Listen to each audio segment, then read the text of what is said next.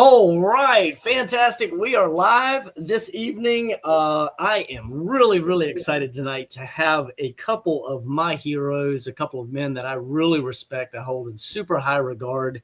I have to introduce each in turn as we go, but I would like to start with one of the GOATs. In fact, Bible Marriages and I together were talking a little bit ago that Mike Allen's videos on polygyny years ago helped to influence, grow us. And Mike, you and I have done some done some videos together before, maybe live, maybe I know we've done some live stuff, and maybe we've done Live. some. I think I've been on your channel and you've been on my channel before.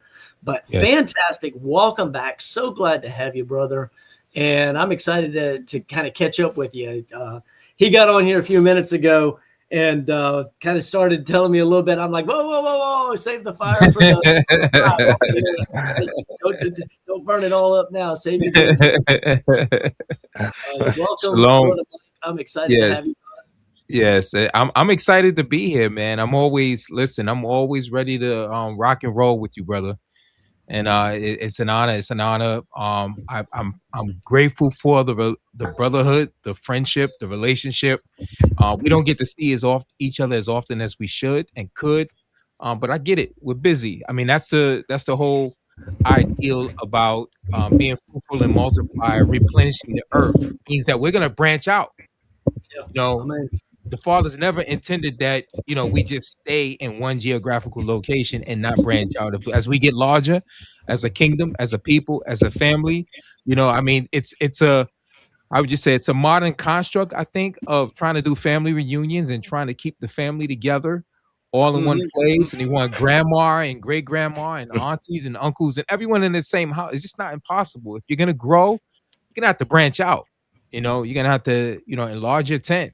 And that's just the reality of it. So now we have never met face to face, but we will meet face to face later Indeed. this year. We're going to talk Indeed. about that here in a little bit. In a few more months, in a few more days. Yep. So we're going to talk about that here in a little bit because everybody else on this chat is invited to come join us. Okay, that's okay. Just leave it there.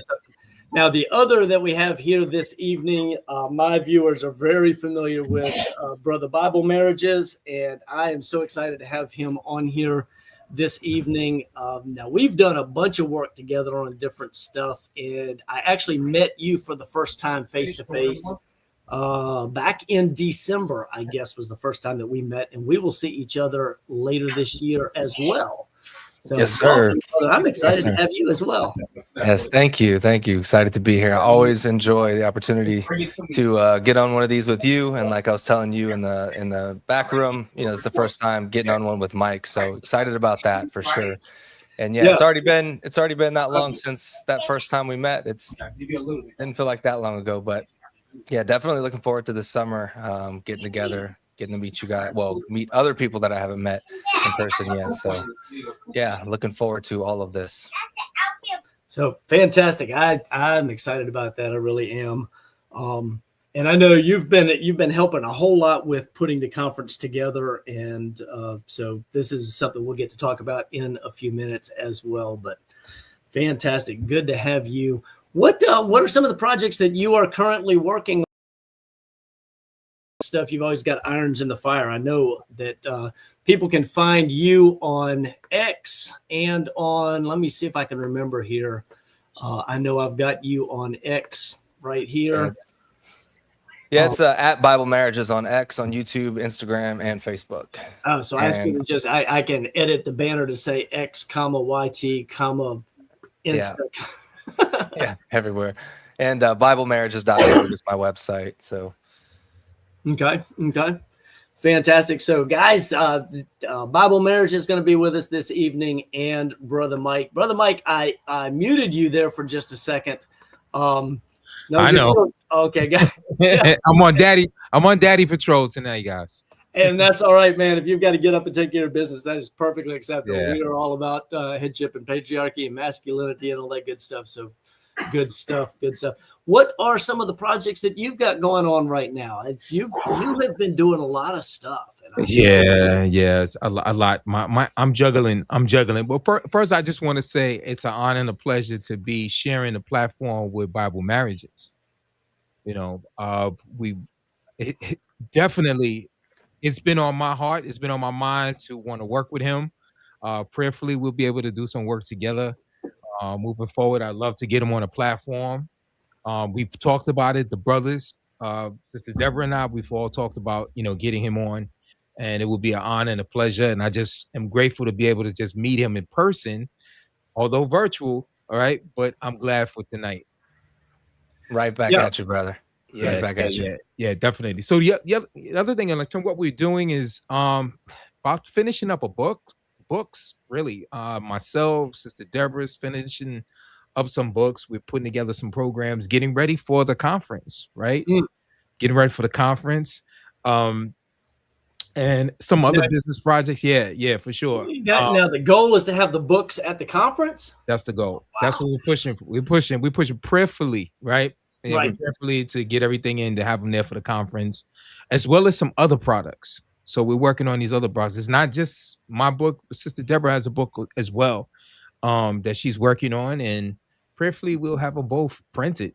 And now, Sister Deborah, anything you can tell us there? We haven't, as of yet. Most people can assume, but we have not yet. So we wanted to wait. But okay. As many assume that there is, I'm gonna hold it off, right? I'm gonna hold it off. Yeah, all but right. Yeah. Needless to say, everyone will find out soon, right? Fantastic. You can take it from there. Very excited. Very excited. Yeah, and so am I. Well, cool beans. So I do know that you were working on a book because at least one book, because I think I was honored to write a foreword for it, if I remember correctly. Yes. Events happening with the family, personal things going on, and life, right? And so it kind of like impeded upon me, then I had issues with an editor. So now one of the brothers that are in the group has, stepped in and he's doing the editing. Yes, thank God for the kingdom. Yeah, right? Amen. And so with that, and Sister Deborah, she's been helping with me a lot as well. And then she's having things been going on in terms of her world. And but needless to say, it's like Yah seems like in his timing, he has a way of making everything right.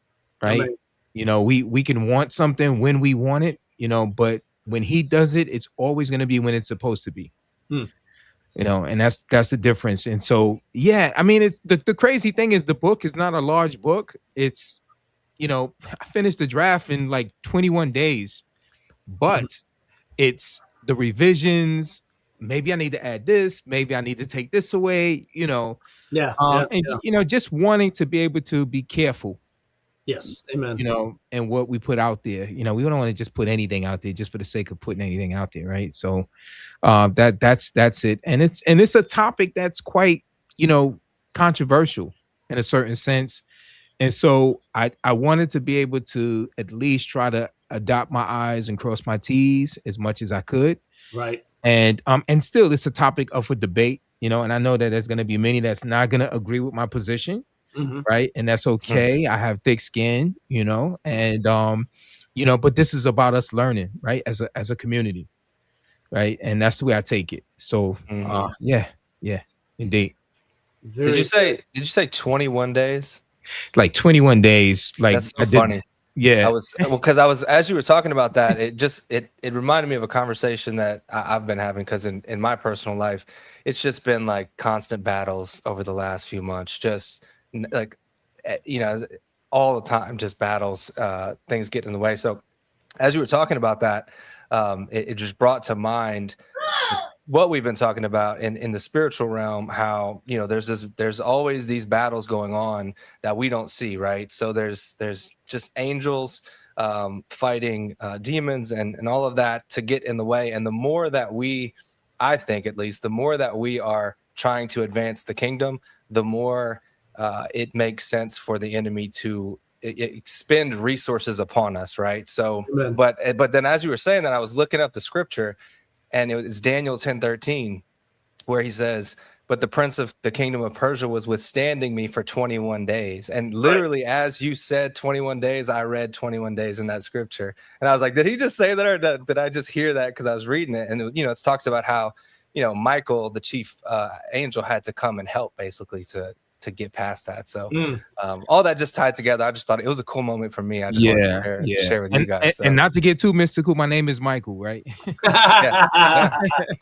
But yeah, definitely. Like last year, June, is when I had the rough draft. I sent it to Brother Pete, Brother Hondo, and it's just since then, it just was just one obstacle, one event, one situation after another, and it leads you up to where I am today, right? So and sometimes the Father's timing is perfect, and He may put a delay on it for a period of time. One thing, you mentioned that it was that you've used some people in the fellowship or in the community for the purpose of doing the editing and some other stuff, and I know that within the community, I've had helps with a lot of different things. Just a shameless plug for a couple different things here, because we, all three of us, very much agree with working together and working with brothers who have skills and talents and businesses and all this kind of stuff. And Assembly of the Righteous is one of the places that's a free place that people, if they agree with the basic nine things that we have in a very brief statement of faith, add your name to the list. If you've got a business, if you've got a personal, you can put your name in the fellowship finder. You can potentially find others in your region or area, but put your name in there. And then there also the business section. If you've got a business, that can be added. We can add that to it. I know I'm delinquent right now. I've got at least one who may even be in the chats here that I need to get his information up there for an app that is a time management app for families. But I need to get that written in there as well. But we've got different families and businesses and stuff listed there. So absolutely, there's that, and then another place to catch up with people. And potentially work together on stuff is over on our Patreon. And Brother Mike is an elder in our patron, and Bible Marriages is an active member in our patron. So that's another place just to be able to, $5 a month in the Telegram group, you can connect with a whole lot of people who are of like mind all over the country and parts of the world and stuff like that. So yeah, different resources that are available to people out there. But let's talk about. Well, go ahead. You have something? Sounds like he's muted. You got the mute up. I'm sorry. I'm childproofed. I said I mean. No, it's all good. You just got to reach over there and hit that button every time. His decibels shoot up every now and then, so I'm just being cautious and aware. That's all. No, it's all right. We totally understand. We're all dads. We've all had all got children and so on and so forth. So we've been there or done that. But a great opportunity to meet other people of like mind. And this was really one of the things that was on my heart to talk about a little bit this evening. And that's the upcoming Kingdom Restoration Conference. And I am super excited about this. Now, there's the registration for the Kingdom Restoration Conference. But Brother Mike is going to be one of the breakout speakers. He and Sister Deborah, Call for Wisdom, are going to be leading one of the breakout sessions. I know that Bible Marriages is going to be there. And so I'm excited about what we're going to be. But just to right quick throw out a little bit on the purpose, and I'd love to have you men help fill this in a little bit for me. But the primary purpose for the Kingdom Restoration Conference is to gather men and women, families of like mind, so that that understand that the biblical call, the eschatological promise to Israel is that Kol Israel, all Israel, would be restored. All 12 tribes would be returned to the land, will be returned to live under the headship, kingship of the Mashiach, Messiah, Yeshua.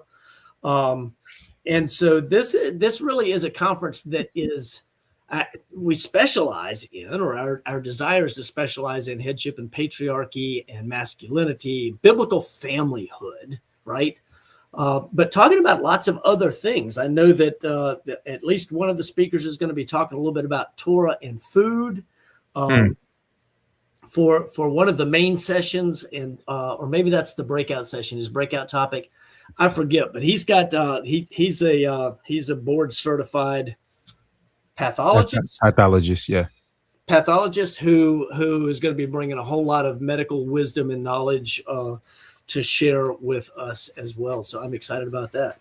But tell me what some of y'all's thoughts are on the conference. And this will be the first time for both of you coming to the conference. Now, last year was our first year, and we were fairly small. But this year we're looking for we got about 200 seats that we can fill. Yeah. Indeed. So this is, yeah.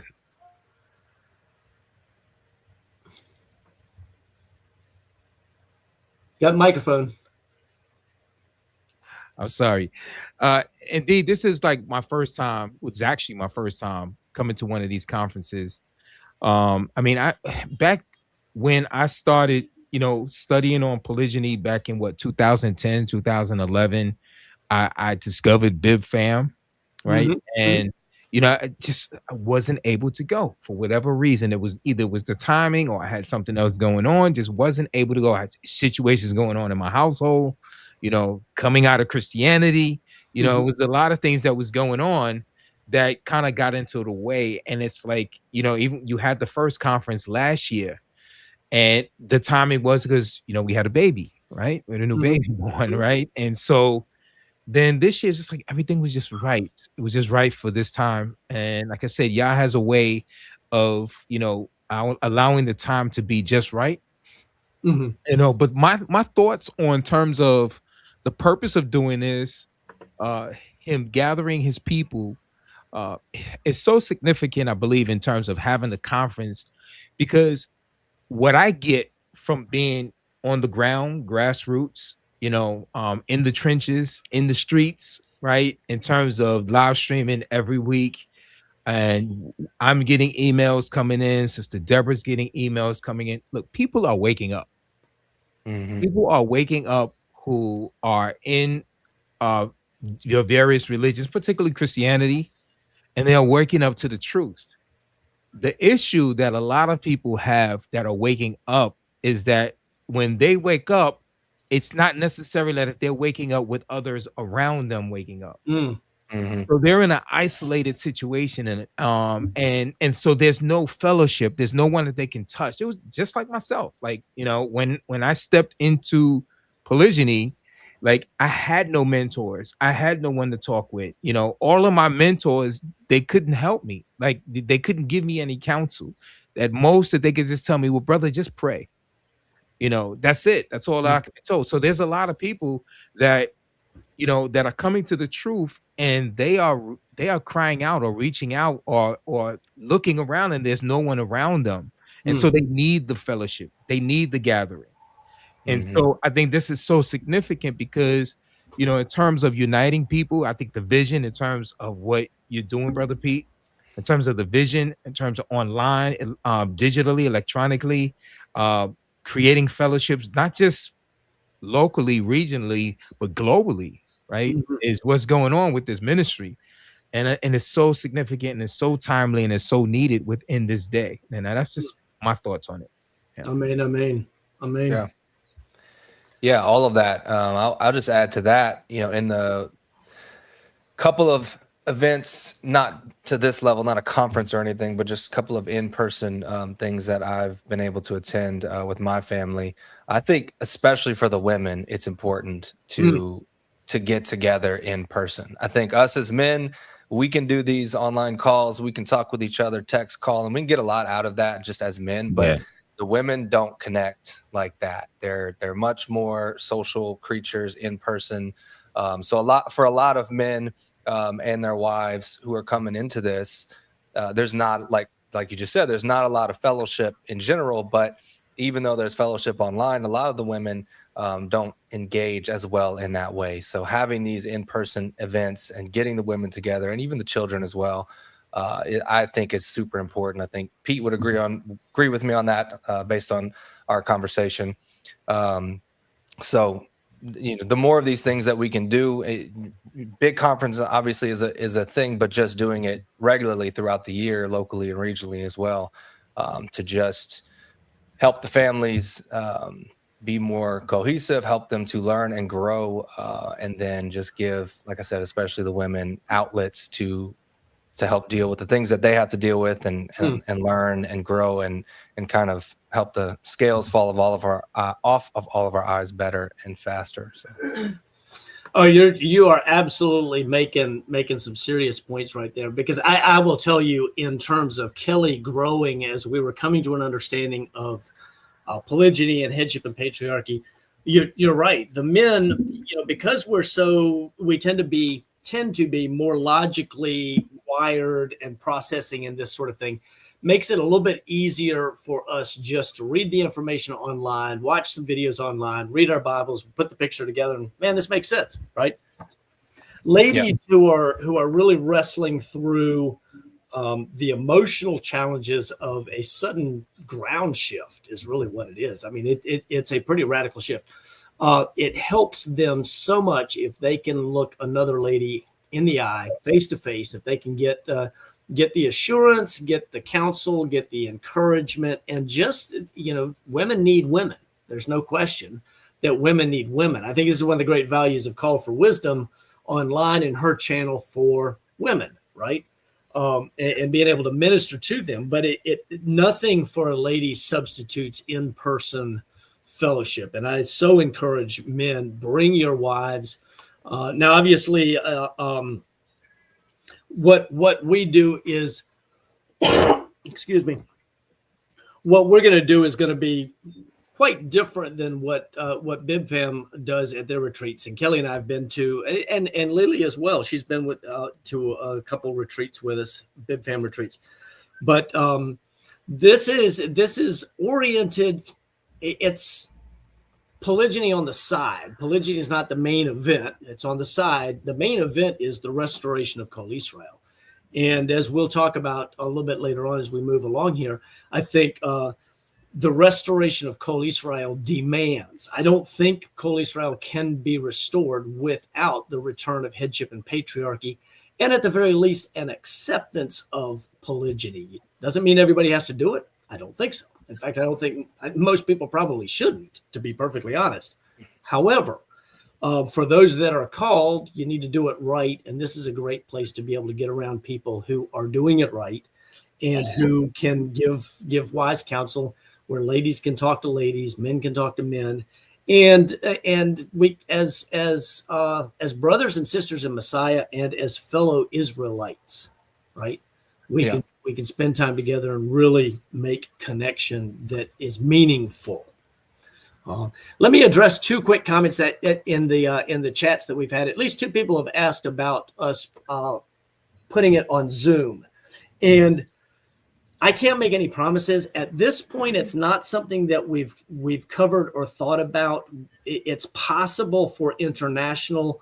We really want to encourage people to be there. We don't want people saying, "Hey, I'll take the easy way out and catch the Zoom, so I don't have to miss work, or I don't have to." Because where the real fellowship happens is between the sessions. It's after the evening session when everybody goes and sits by the pool, or they're sitting around the fire pit outside, or they're whatever the amenities are that the hotel has to offer. That's where real fellowship happens. And you really build some of those bonds. You get those personal questions answered, and you find and meet the people. You don't just hear from the speakers, but you find and meet your people, right? And they may not be the ones that are behind the microphone. It may be somebody who is sitting, in the row in front of you or behind you or two seats over, or whatever, that you make a connection with, and then that's the friend you or one of several friendships you take home that become friends that you walk with for the next 3, 5, 10, 15, 30 years, right? Yeah. So at this point, Zoom is not yet an option, though I have entertained it because South Africa has asked me repeatedly for us to broadcast at least internationally. So that option may yet present. If it does, we'll make some big announcements and get the word out there, what have you. There would be a fee, obviously, but we can make that happen as well. I just really need to give hard thought to it because we need people there, right? I don't want to short circuit the process. So, yeah. So, y'all know the speakers. Tell us a little bit about what your thoughts are on the speakers. We've got Brother Baruch Yonatan. We've got the Killians. Bible, you have worked extensively with the Killians. Tell us what your thoughts are on the Killians, because they're going to be there. Yeah, I'm looking forward to seeing what they do. I work with Aubrey pretty regularly. I'm getting pretty close to him, and I know my lady is close to his ladies as well. So both incredibly intelligent people, very well studied in scripture and in their respective professions. So I don't know if they've announced topics yet as to what they're going to be talking about, but whatever it is, I'm going to be all ears. There's always something to learn from them, for sure. So I'm looking forward to all the speakers. I'm looking forward to Mike and the Dr. Baruch, and then obviously Brother Pete. I'm always listening to anything you've got to say. So have we announced any topics from you or from Aubrey? I thought we had. I know for me, I'll be doing the opening session on Thursday evening. After, of course, we've got music coming from Musical Manna from Nashville. A couple brothers in Nashville that are going to be doing the music and worship, and then I've got the Thursday evening session. And I suspect that mine will probably bring us really to focus on restoration, Shuvah and restoration and prophecies, and really centering us understanding our purpose. So it's going to be more there. And then I know that the Killians, I think, if I'm not mistaken, and let me do this. You keep going, and I am going to bounce over to the restoration link right quick, because I think their stuff might already be written into the link. I have to check with my webmaster. Yeah, then we have Ryan Ridgely there and Jared Cheshire there as well. Yes. Both, again, extremely wise men. So always look forward to hearing them talk. Jared's just always opening up something I've not thought about, with his in-depth study of all the scriptures that he is into, and Ryan as well, on just patriarchy, headship, family, and all of the practical things that we need to know and learn and to walk this out in righteousness. So yeah, I think we have a really good lineup, and I think everybody will be blessed by everybody that's going to be there, and all the things that they have to talk about and teach. So it's gonna be great. Yeah, I'm excited just to meet so many that'll be in the room. I'm so excited. Yeah, they're going to be a bunch of brothers that I get to give a hug to that I've never met before. It's going to be so blessed. So absolutely. Got the breakout sessions. I don't have the titles for keynotes written in here at this point. So I guess I need to make a note to follow up on some of that and get that up on the registration site. More to do tomorrow. So yeah, other things that we're going to do. I know that we've got a couple cool surprises coming. I've got some things that I know are cool surprises that are coming, but not at liberty to say. But it may be things you don't want to miss. Yeah, kind of something like that. Also, one of the things that when you register for the conference, you will get information on how to get a family flag, right? And so we're encouraging everybody to bring their family crest on a flag, and that If you want to bring a family crest on a flag, the instructions on how to do that and where to get the flag are in the registration email. And so the goal is to have every family represented with their flag, have all the flags lined up on one side of the room. We're going to bring some flag stands or flag holders where we can put a whole bunch of men side by side by side. And the vision in my head is down the road when we've got 100 or 200 or 500 families coming, we've got all these flags, and it's just flags and flags and flags for families. And because we're focused on building family, building clan, building tribe, and good patriarchy begins with understanding who you are as a man, and then your family understanding who your family is under your headship. And then for those who know what tribe they belong to or what tribe they're connected to or choose to affiliate with, got your tribal affiliation. You can look at my family flag and it says Gad, right? I believe I'm a Gadite. And my sons believe the same. And that's our tribal affiliation and how we are charting our course. Let's put it that way. So it's right on the family flag. And I have seen the flags that a number of families that are coming, they have sent me pictures just so that we kind of know what's going on there. And, I'm excited. I have seen at least one other flag that says that they are Gadites, and I'm looking forward to seeing where other people believe they fit in the kingdom. So I've seen Levi, I've seen Judah, I've seen some other stuff there too. So very cool. Very excited. Brother Pete, I just got sent the promo image. Sister Deborah just sent me. Can I share the screen? Absolutely. Sure. You should have the ability. Yeah. I'm doing it now. Yeah, this will be our breakout session that she and I will be doing together. Okay. I might not be able to get on because I think there it goes.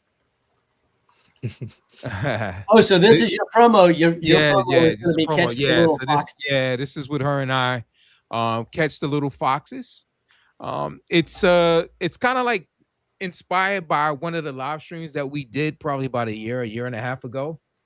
And it's really about those little foxes that spoil the vine in your home as a patriarch. And so it's a little game that we've come up with where you can play, or we'll play in the breakout session, right? Right. Of what are the foxes? What are the little foxes that spoil the vine? And so as a patriarch and as a family, the matriarch, the idea is to discover them and then determine how to solve it. Right. Very cool. Very cool. I am excited about that. I'm hoping that Dr. Maciel will make a trip. I want to see him. Yeah, that'll be great. It's supposed to be blessed. I got to lean on him a little bit. He needs to come to the conference. Yeah. I haven't met him face to face. He's in the chats blowing it up, man. I want to see him at the conference. So good stuff. And I'm excited about meeting Sister Deborah too. So that's going to be good stuff. Yeah. She's excited as well. She's so happy. I've encouraged. I'm gonna meet Sister Kelly and Sister Lily, and yeah. That's absolutely very cool. Yeah, she's happy. We're gonna have a great time, so I'm excited. But all of these guys that are in the chat all the time, y'all need to be coming to the conference because we need to meet you face to face. We need to be able to put faces with names and learn and grow together. Yeah. And continue to grow. So. Yeah, a virtual hug is okay, but the real thing is not. There's nothing like it. Absolutely, right. Absolutely. let me throw a real quick, kind of a summation of the conference. We've been talking about the conference. I'm going to put this up here right quick for us all to see this. The most prophesied event in all of Scripture is the restoration of Kol Israel. And that restoration begins where it always has, in the home under proper biblical headship and authority. The Kingdom Restoration Conference is back for its second year.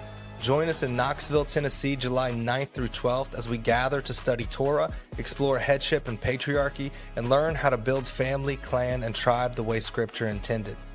This year's speakers include Aubrey and Dr. Rujane Killian, Dr. Yonatan Baruch, teacher Pete Rambo, Mike Allen of Digging in the Word, Ryan Ridgely, Jared Cheshire, and Deborah Augustine of Call for Wisdom, presenting and leading breakout sessions to guide you toward the restoration of Kol Israel. Seating is limited to just 200 participants, so don't wait. Register today at kingdomrestorationconf.com, and we look forward to seeing you there. So yeah, there we go. Yeah, brother Marcial said, y'all willing, he'll be there with his 3 children. Praise God. Fantastic. Oh. And we will have a room for children, and our hope or our expectation is that we will have some teens, older teens, that can help do some childcare, that sort of thing. We don't have a planned childcare, but like I said, we do have a room set apart for that if some families are coming with children. The room itself is next to or near the pool. There is an indoor pool. It's a very nice facility. Kelly and I had a chance to go over there and walk through the facility. It's an amazing, very nice hotel that is on the property of the airport. So if you're flying in, you don't have to rent a car. The hotel will come pick you up, and they can whisk you from the arrivals gate straight to your hotel room in about 15 minutes. So, Nice. It'll be nice and close. It's nice and easy. Of course, if you drive in, there's plenty of parking and all that kind of good stuff too. We'll be driving, but yeah, great opportunity to come and fellowship with. Bring your children with you.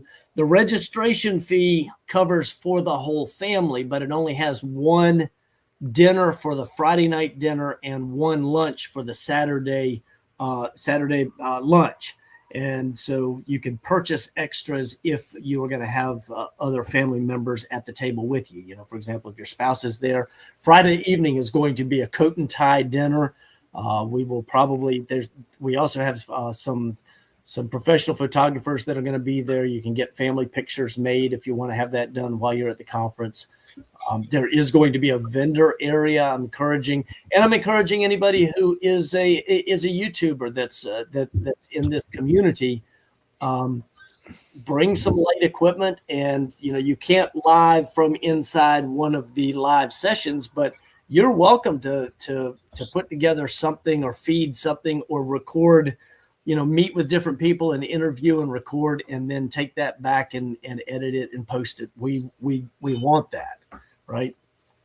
So that absolutely helping those who are content creators that are in this space for headship and patriarchy and marriage and restoration of Israel. We want to create the environment where they can utilize all this, get together, put their heads together, have access to others face to face, do some of this. So, very excited.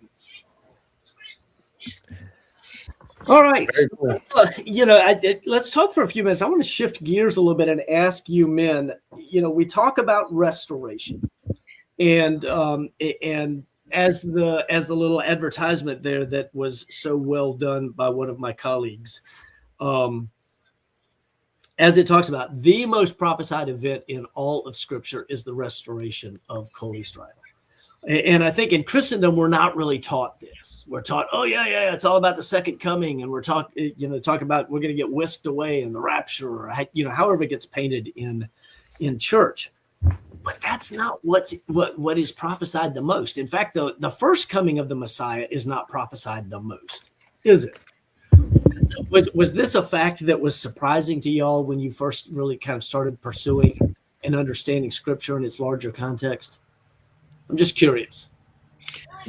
No, it's certainly not something that, like I said, I for one, probably like many others,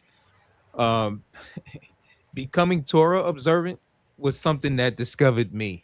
It's not something that I came in through the gateway of polygyny. And as I studied the scriptures, I had to embrace, what it taught concerning slavery, what it taught concerning Torah, the commandments, Shabbat. And so I decided after I had I would say sort of a foundation on polygyny to keep Shabbat. And then from there, everything else came in. And in terms of, like the restoration of Call Israel, a lot of it I learned from you, Pete. So, so I'm still a babe in this, right? Mhm. Yeah. I'm not gonna try to act like I'm gonna go get the best seat at the feast. No, listen, I'm not listen, brother. You're bringing a gonna- wealth of knowledge in a different area. You're bringing a wealth of knowledge because I mean, Yeah. I was literally learning from you in terms of polygyny, where I came with, learned early more of the foundation for the restoration of Kol Israel and traveling to Israel and kind of putting the pieces together, the two houses and everything. But yeah, so we learn and walk together. And we bring our strengths, Yeah. together, right? Yeah. And it's a journey, it's a ride, but definitely just seeing it from this perspective, it clarifies and it, so many questions, right? It makes things make so much sense. Looking at it from this perspective, back in the days you had the Hal Lindsey and you had the Tim LaHaye and the, Left Behind and Mhm. them, right? Mhm. But this just makes it all make so much sense. I mean, Yeah. I put this comment Yeah, brother. No, quick for you. Do you know Nathaniel or y'all? I know Nathaniel. Yes. Okay, Yes. I just want to make sure y'all are connected because I know you're both in the New York. We have connection. Okay, We don't cool. see each other as much, Right. between he working and I'm working, right? But Well, Nathaniel, all you got to do is get him bro Mike Allen's suitcase. He's coming to the conference. Just that easy. can he be a family member? I bring down. Can he be a fan? Yeah, good stuff. Yeah, for me, no, I didn't hear anything about Israel or Judah or any. The only thing I heard about Israel growing up in the church, I grew up Roman Catholic and then moved into a little bit of Protestantism with my family and kind of bounced back and forth. But yeah, there was the only thing I really ever heard about Israel was that God replaced them with the church. Right? Yeah, That's how I taught yeah, all of my upbringing, and so learning about that just through the scriptures. Also, Pete, I've read a couple of your books and others. Just like Mike said, after you read through all the scriptures, start to finish, you can't escape the fact that this is the whole story. This is from start to finish. This is what he's talking about: is the restoration of his people, right? And there's never any talk of getting rid of Israel, right? I think the thing that I've been wrestling with for a while and trying to, I mean, I think I have an understanding of it, and there's still a lot that I don't understand, but trying to communicate it to people is difficult in that most people think of Israel and they flatten it. They don't think of Israel and Judah as the two houses, right? They don't, they think Israel is Israel, and then the church and Christianity is this separate thing. Without a lot of knowledge of the fact that the house of Israel was scattered into all the nations, right, and then lost, and still to this day really can't identify itself in any real particular way. And so when we read into the scriptures and we read about the Jews and the Gentiles, there's not a lot of understanding of who are these Gentiles that are coming to Christ, right? The assumption is that, and this is what I grew up thinking, right? There was just the Jews and then there's everybody else, right? But the more that I dive into this, the more I'm seeing that my belief as it currently stands is that he scattered the house of Israel into all the nations, and as a result, we're all being gathered back up, and we still don't know who we are, right? So who are all these people that are turning to Christ and turning to Yah and having a circumcised heart in a way that wants to obey him? Well, I think it's the lost sheep of the house of Israel who Yeshua said he came for. Yeah. Right? Yeah. And that's it's a beautiful story, and it makes so much more sense. It's just, it's not being taught. It's not being taught in the pulpit, and it's all in there in the scriptures, but you got to go find it. Right. Right. Yeah, there's there is more written about the restoration of Kol Israel even than the Messiah or the coming first or second, so on and so forth. Although the two are intricately connected, or they inseparably tied. because he is the means by which we are returned. He is the sower who gets to reap from, or the shepherd that has sheep in another field, or or what does he say in John? Sheep of another flock. Yeah. Right. Yeah. I think you said folds. Yeah, it's the same idea. And I think that I held up my book, 10 Parts in the King, okay? Because this really dives deeply into all of those prophecies and talks a great deal about what Yah's purpose was, and how we who may not be able to trace our lineage directly physically, but how we're grafted in, but very possibly are physically and directly connected, right? Kelly had a text message the other day from somebody saying, "Hey, do you have any Rambo relatives in Ohio?" And don't have to go back many generations, and we figured out that we were connected in probably Montgomery County, Pennsylvania, in the early 1800s, right? But the point being that if it's so easy to find a total stranger and connect 200 years ago, generationally, how much more so has the seed of Jacob been scattered and has permeated? I believe permeated everything across the planet. Yeah. And this is how Yah ultimately regathers from every tribe, tongue, and nation. And I believe that that there's a high probability that somehow we're all connected physically, but absolutely we're connected spiritually through spiritually. Right? Amen. Yeah. I do think that there are multiple parts there, but yeah. So Remnant Traveler in the comment says he's reading 10 Parts in the King right now. You'll have to tell us how it is when you get done. What your thoughts on it? Yeah. As we're talking about this, I think of the prophecy of the dry bones, coming together right in the valley, and how you literally have some people who may have died drowning in an ocean, burned in a fire, right, disintegrated, right, for whatever reason, and not in a cemetery, not around where they may have been born, in another part of the planet. And there's just so many ways that people can be scattered over time, and just to picture and to realize that when we wake up and like the prodigal son, we come to ourselves, right? It doesn't necessarily mean that we will readily know who's our people, who we've been connected to, but we do come alive. We do come to ourselves. Right. And I think that's kind of like a picture of what this experience is like, that many of us are coming alive, right? But we don't know who our people are. We don't know the connections. And one of the things when we 2 years ago, we did the series with Dr. Jan and Brother Jeremy, both Jeremys, right? Who is Israel? Yeah, who is Israel, right? Mm-hmm. And one of the things that we covered and we discovered is that there's nowhere on the planet that Israel is not. You can't go anywhere on the planet that you cannot find traces, right, where Israel is not. Right.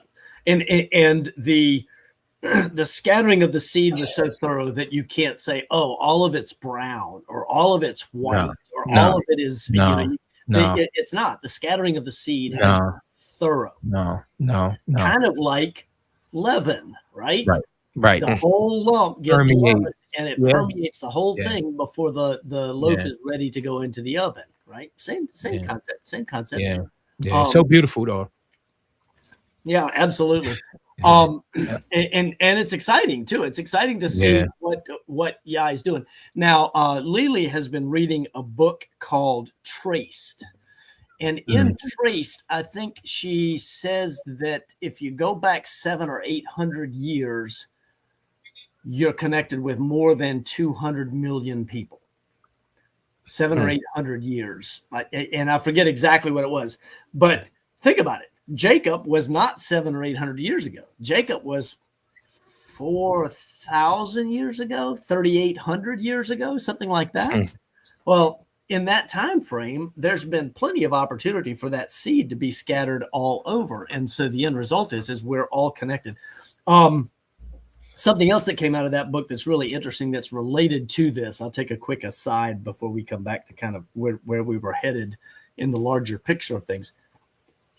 But one of the things that it talks about is genetic memory. And I think in Western Christianity, we've been taught that this is kind of woo-woo, right? You don't want to get involved in that woo-woo stuff, right?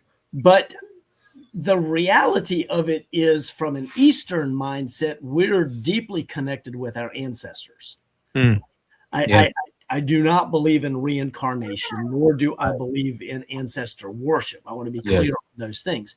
But if you read scripture and you read the genealogies and you read the retelling of the histories, as we were doing today in part of our Torah study, the reality is that we are deeply connected with our forefathers. I don't care who you are. You're connected to your forefathers. Excuse me. And it reminds me a little bit of, one story I like to tell is the genetic memory that monarch butterflies have. And y'all have probably heard me tell this before if you've listened to some of my videos. But I think a study was done years ago that indicated that a monarch butterfly born on a particular branch, or exits the chrysalis on a particular branch in Southern California, will fly south towards Mexico and lay an egg and die. And the baby, the caterpillar, will grow up, and then it will fly further south, somewhere into Colombia or Peru, or so. I forget how far south they go. Live, lay an egg, die. That butterfly will fly back up to southern Mexico or somewhere down in there, lay an egg, die. And that butterfly, four generations, that butterfly will fly up to Southern California and land on the same branch of the same tree that its ancestor 4 generations ago left. How do you do that? How does that happen, right? There has to be within our DNA some form of genetic memory. And one of the things that I would say for me, it was really confirmed when we were in the land the first time. We were in Israel the first time. And literally, people said, oh, you're going to have this great experience. I know you're home. And no, I got off of an airplane. The tarmac was hot. The airport was hot. The weather was hot. It was just like, okay, it's good food. It's a cool place. This is nice. The med's pretty, all this. But there was a day, and I can tell you, it was Shavuot, 2015. It was on the day of Shavuot. We were driving around the south end of the Sea of Galilee and up into where, I think that's where the brook Cherith comes in or whatever, to climb up onto the top of, or you drive the snaking road up onto the top of the Golan. And the land on the other side of the fence to our right as we went up there was calling my name so much. It makes my skin tingle. I get goosebumps just talking about it. It's emotional. And I said, what is that land right there? And I had to know. And that is where the Gadites were. Everything in my being says that's where I belong, is that piece of land right there, that area. And one of these trips, we're going to go over into Jordan, into that area, and just have a chance to visit and walk and whatever. And I think that maybe more will be confirmed at that point. But that was the point that my whole being, it was like, that's home. That's home. That's home. Right. And that was my experience. And for me, that was the confirmation of this genetic memory kind of thing. Because I love the land. I love being all over Israel. I enjoy it, driving through the hills, the Judean trees, the pines. I love it. It's wonderful. But that land is different. That land is special. Yeah. When you talk about the genetic memory, it makes sense to me. Like when you think of the instincts of animals, right? Like you could take an animal, remove it from the wild, put it in a cage, and it will instinctively do the things that's been coded within it. Like it may have been raised without its mom, without its pack or what have you, but it'll instinctively do things that it's already coded deep within it.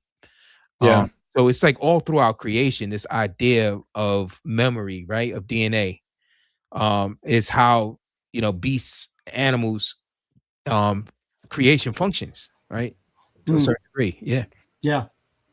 I was asking the ladies that are over here because we were talking about another animal recently that has, that there's evidence of genetic memory like that. But Lily made the point when we were talking about this a while back that the amount of information coded on the DNA for your body, the amount of information could fill voluminous libraries. Yes, yes. Which means it can include a lot of this stuff. And we know that Yahweh remembers and blesses to 1,000 generations, and we know that the sins of the fathers can be visited on the children for 3 and 4 generations, and this kind of thing. So those kind of things can be carried on. Yeah, epigenetics and that kind of thing. So anyway, where were we going with all of this? Because it sounds like we're off track. We're talking about restoration. We're kicking it, Pete. We're kicking it. Yeah. I specifically, though, wanted to talk about the importance of headship and patriarchy and masculinity in this journey, because there are a lot of people in the Torah community that we keep Shabbat and we eat clean and we do the feast and it's all cool. But they don't understand that central to all of this for our restoration is getting our families and clans right.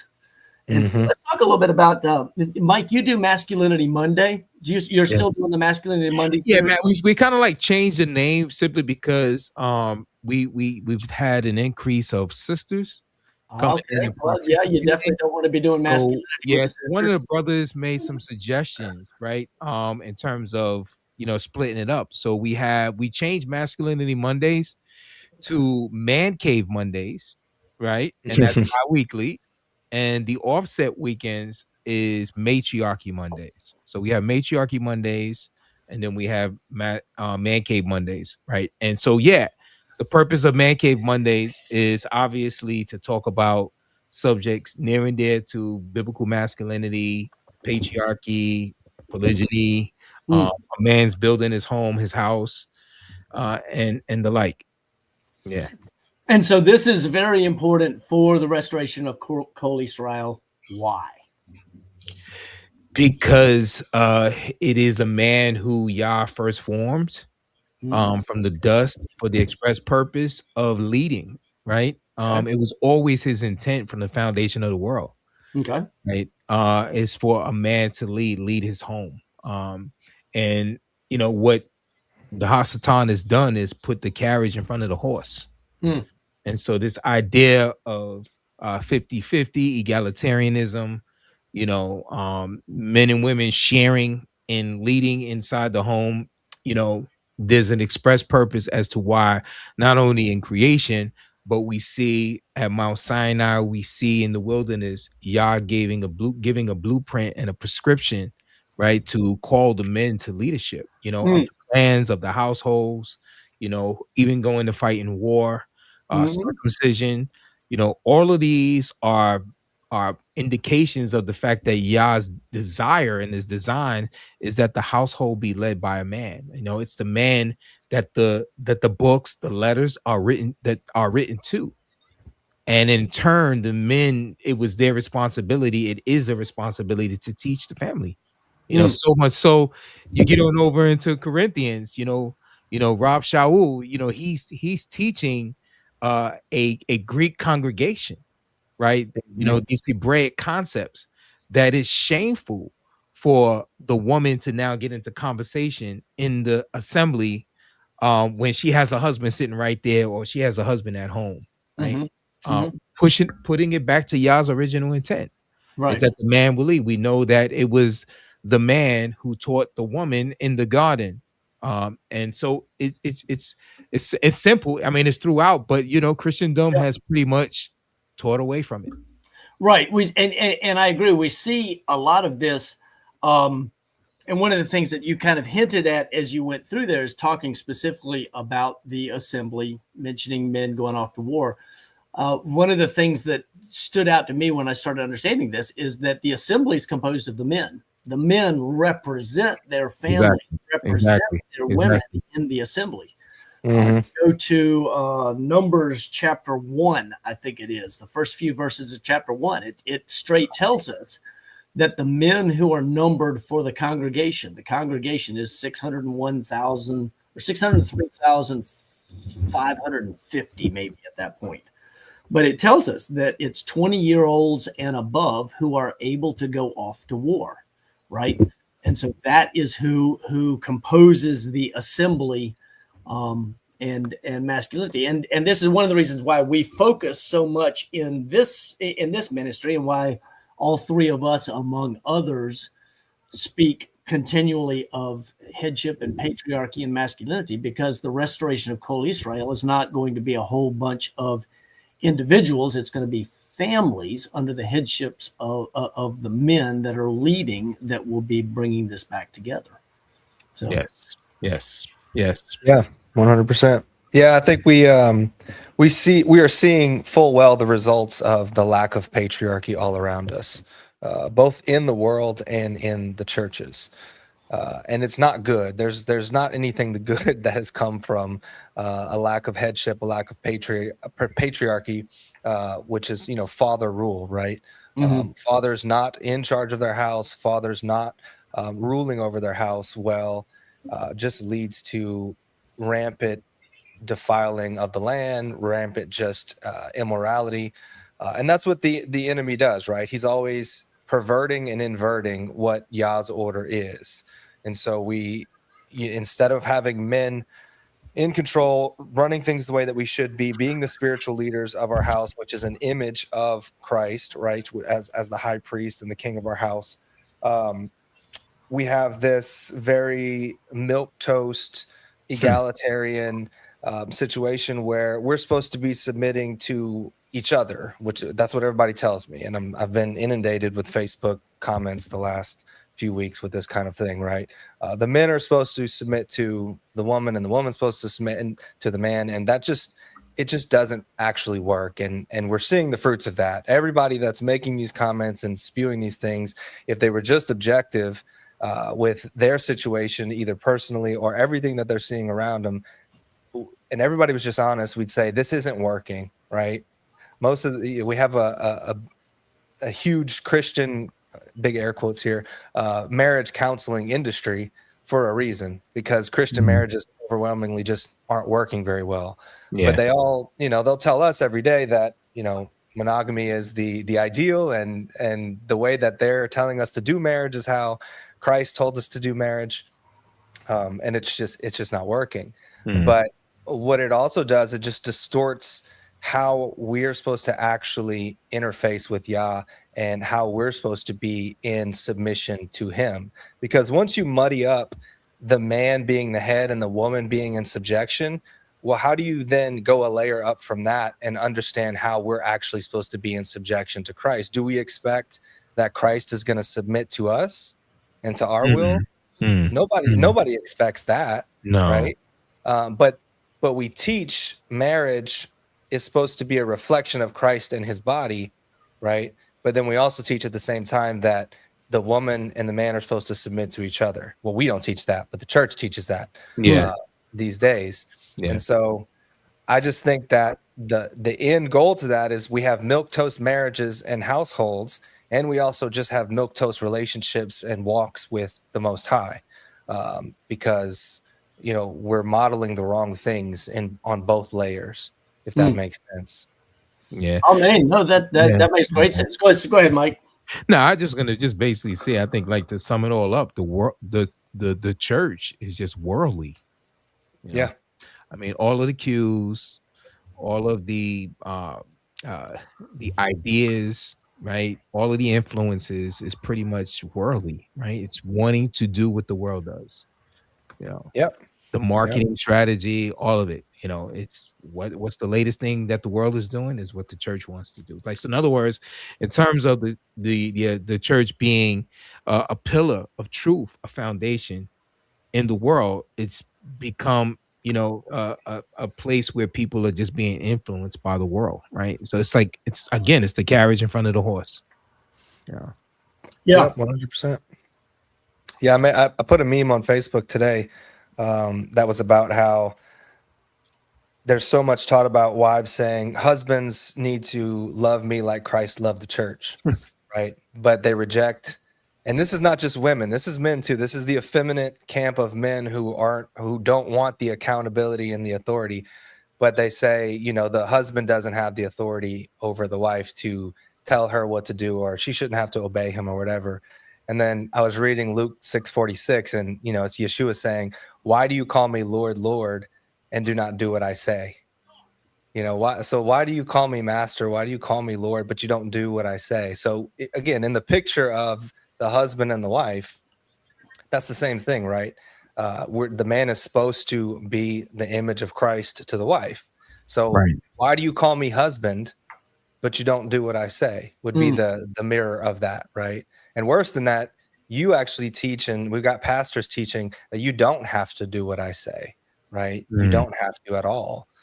So we're just, you know, we're all mixed up, and things are in a bad place. And to tie that into what we're talking about tonight, that's where the restoration is. It starts in the houses. It starts with men getting into the word, getting into the scriptures, and understanding what their role is, what it's supposed to be, and stepping up and realizing, you know, I am going to be accountable to the Most High for how I'm leading my family. It doesn't matter what Pastor Bob told me. It doesn't matter what, you know, Priest John told me.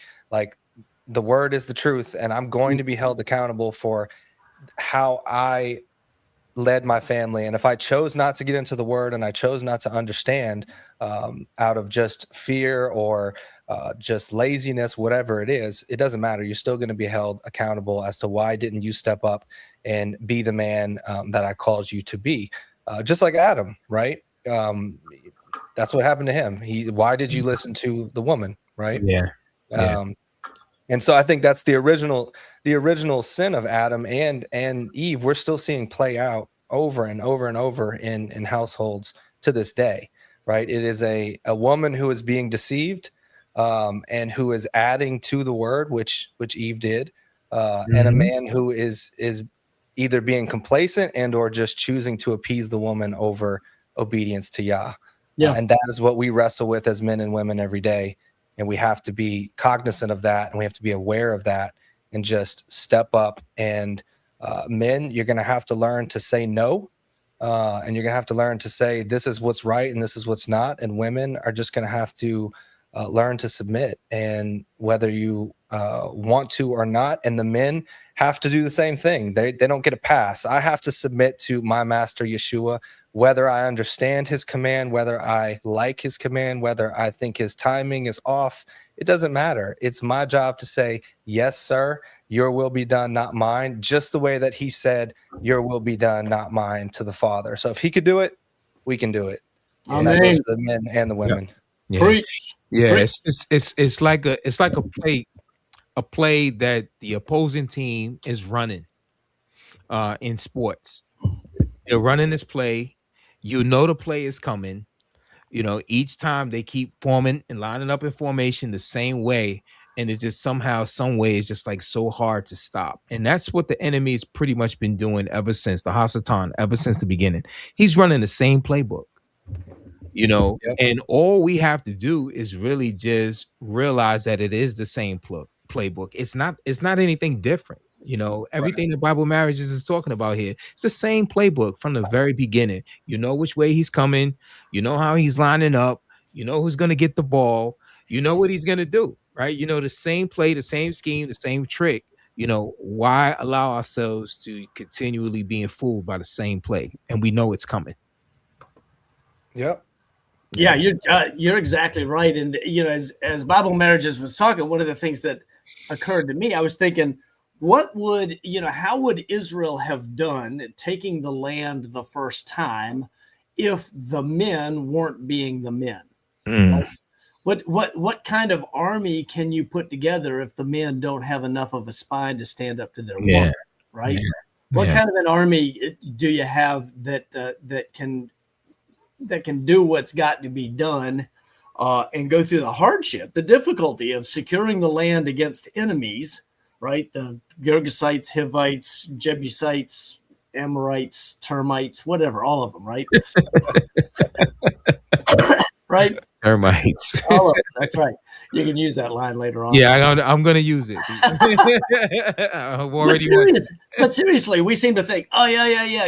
We're going to take the kingdom, and we don't have to be manly men. We don't have to be leaders in our homes.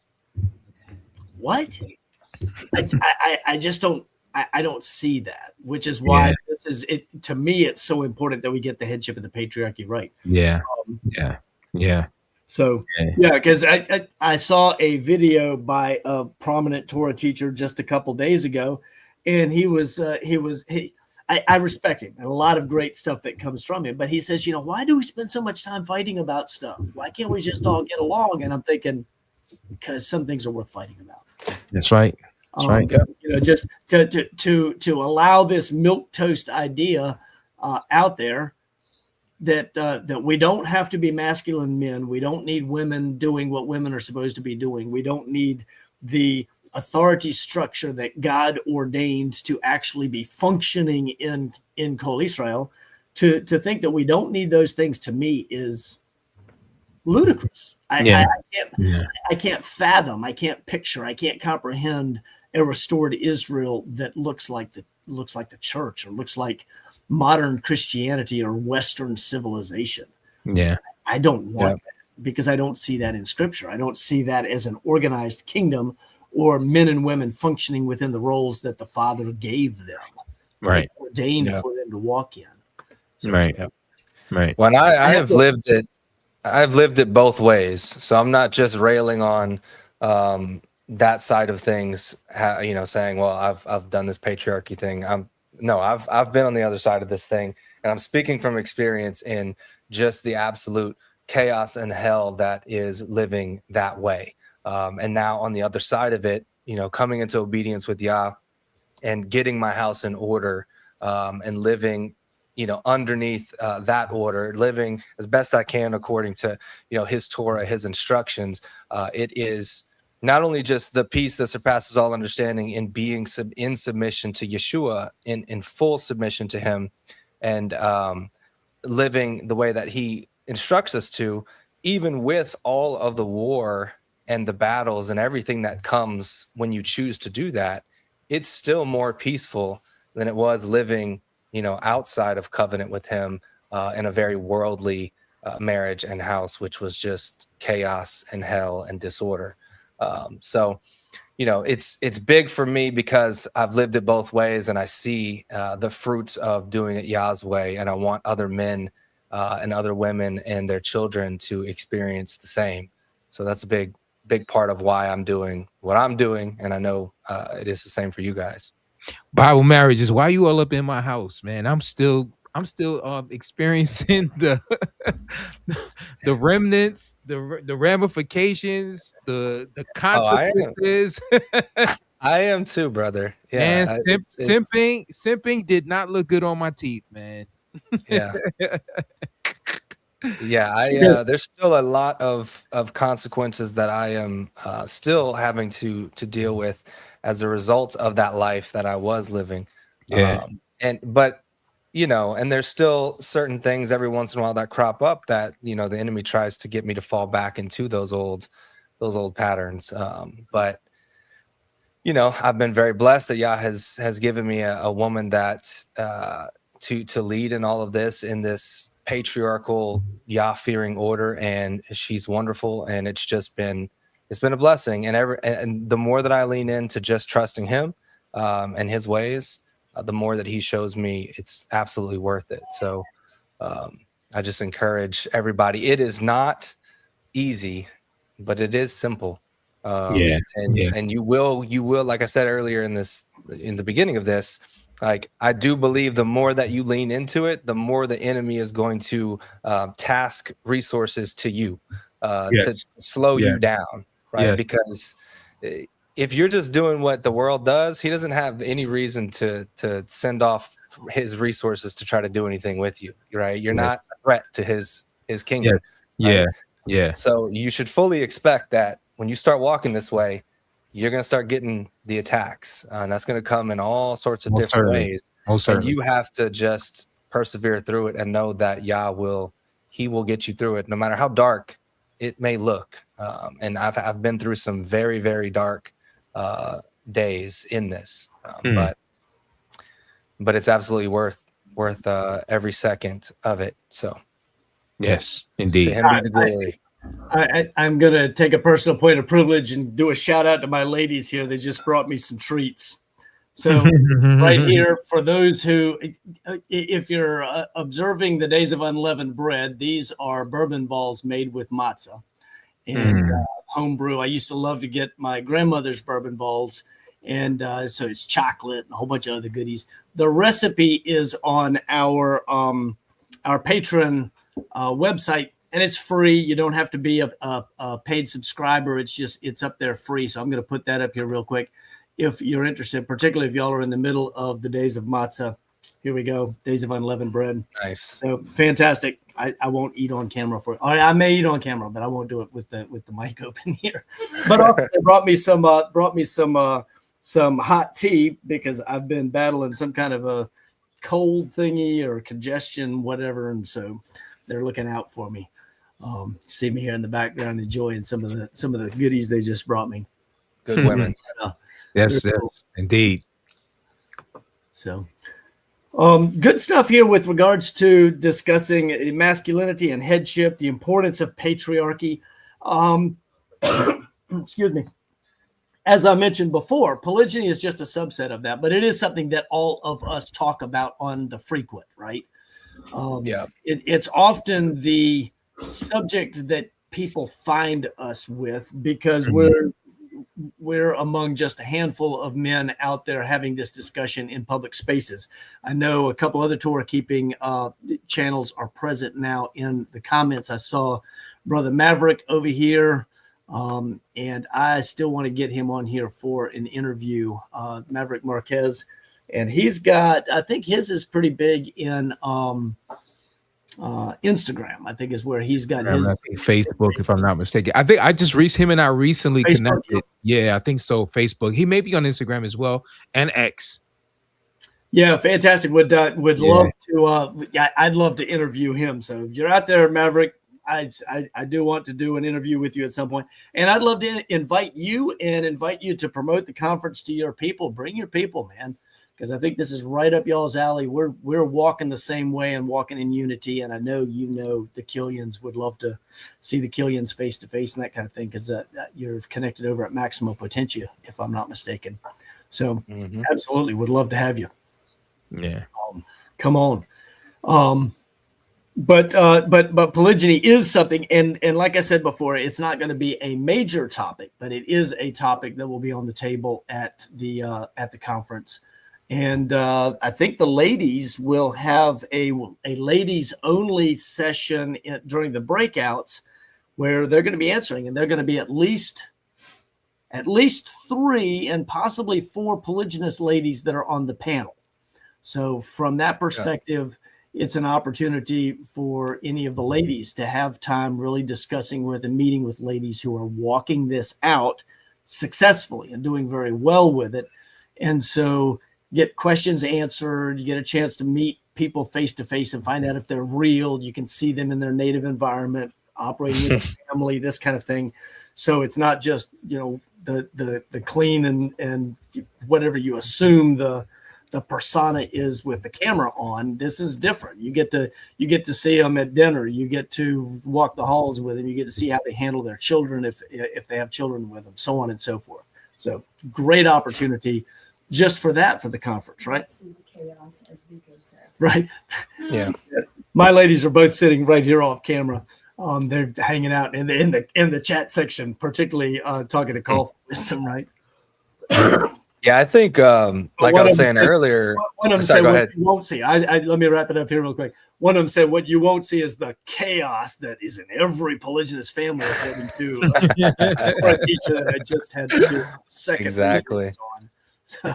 Yeah, like what I was saying earlier, for the women, it's important to do the fellowship too, but especially for women and the men in regards to coming into understanding polygyny. A lot of people are still brand new to it on different parts of their stages of their walk with it.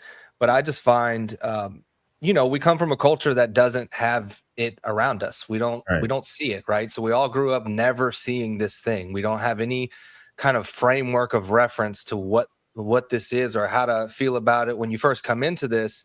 Even if you watch Pete's video and he's got his 2 wives with him, or someone else's.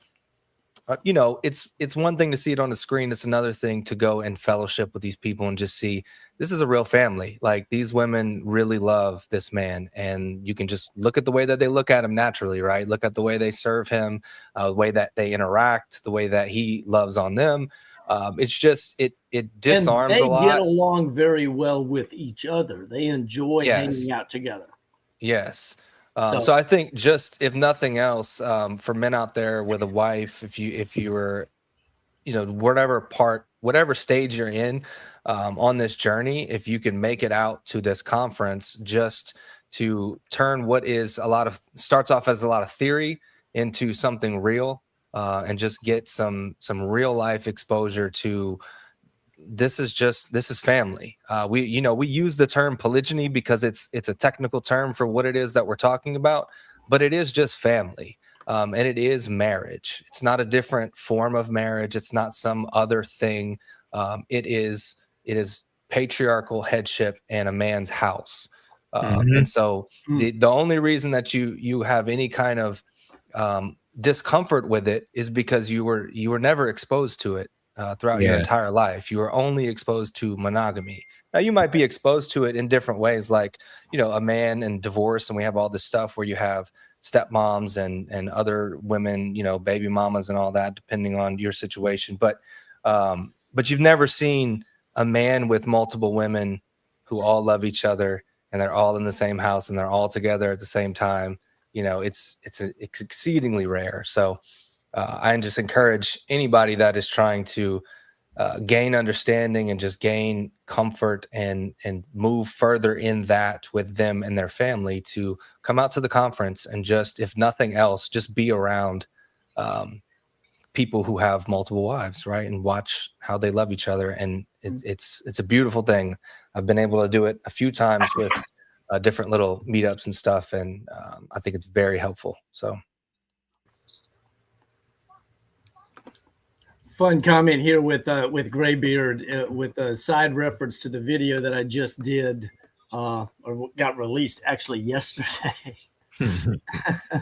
And there's more coming in that series. I honestly, I pray for Brother Rico that he will recant and back up the truck, because he painted himself into a corner, and now it's going to take some humility to walk it back, or he's going to place himself in the middle of the road with Yah's truck running right over him.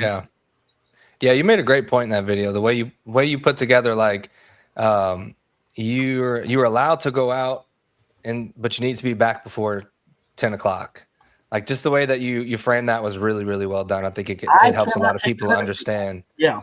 I cannot take credit for that. That was a direct quote that I took from the comment section of his video, and it was Brother Matthew Shaw. In our Patreon, you know Brother Shaw, who may be coming to the conference. He's trying to arrange things. There's a high possibility that he will be at the conference, but he is in town, and he sees Brother Jan face to face on a frequent basis. They fellowship together frequently. They live in the same town, so it'll be kind of funny seeing those two guys show up if because Brother Jan and his family will be there. I'm sure he's bringing the whole family, and that should be a lot of fun too. He's got some amazing children, amazing lady, so that's gonna be good too. So on that, continuing the idea of polygyny in the topic of this, everything we're talking about, the restoration of Kol Israel, and obviously we know it's a part of it. We see it in Isaiah. We see it in Isaiah 4 in the future, right? There's obviously, this is a part. It's not the whole thing, but we can't ignore it, and we can't act like it's not a critical part of the future of where we're going. And we have a lot of women that need covering, and I think all of us believe that all women should be covered. And so for all women to be covered, it's not possible if polygyny is not on the table. And so I think the way that I see Isaiah 4:1 playing out is Yah is raising up these men and women right now to start talking about polygyny and start teaching on it and exposing his people to it. And I see along the way just a lot of rejection of it. Like, we're out there every day. We're on Facebook, we're on X, we're out in the trenches just talking about polygyny and just getting, just everybody rejecting us and saying, y'all are crazy. You don't know what you're talking about. You're twisting scripture. You know the deal, right? Yeah. But no matter what, the seeds are being planted, right? Because the reality is, let's say Isaiah 3 happened tomorrow, right? And all these men were punished and the women are punished. And there's just a few men left. The natural reaction of the daughters of Zion right now would not be, let 7 of us join to one man to take away our reproach, because they don't understand that would take away their reproach.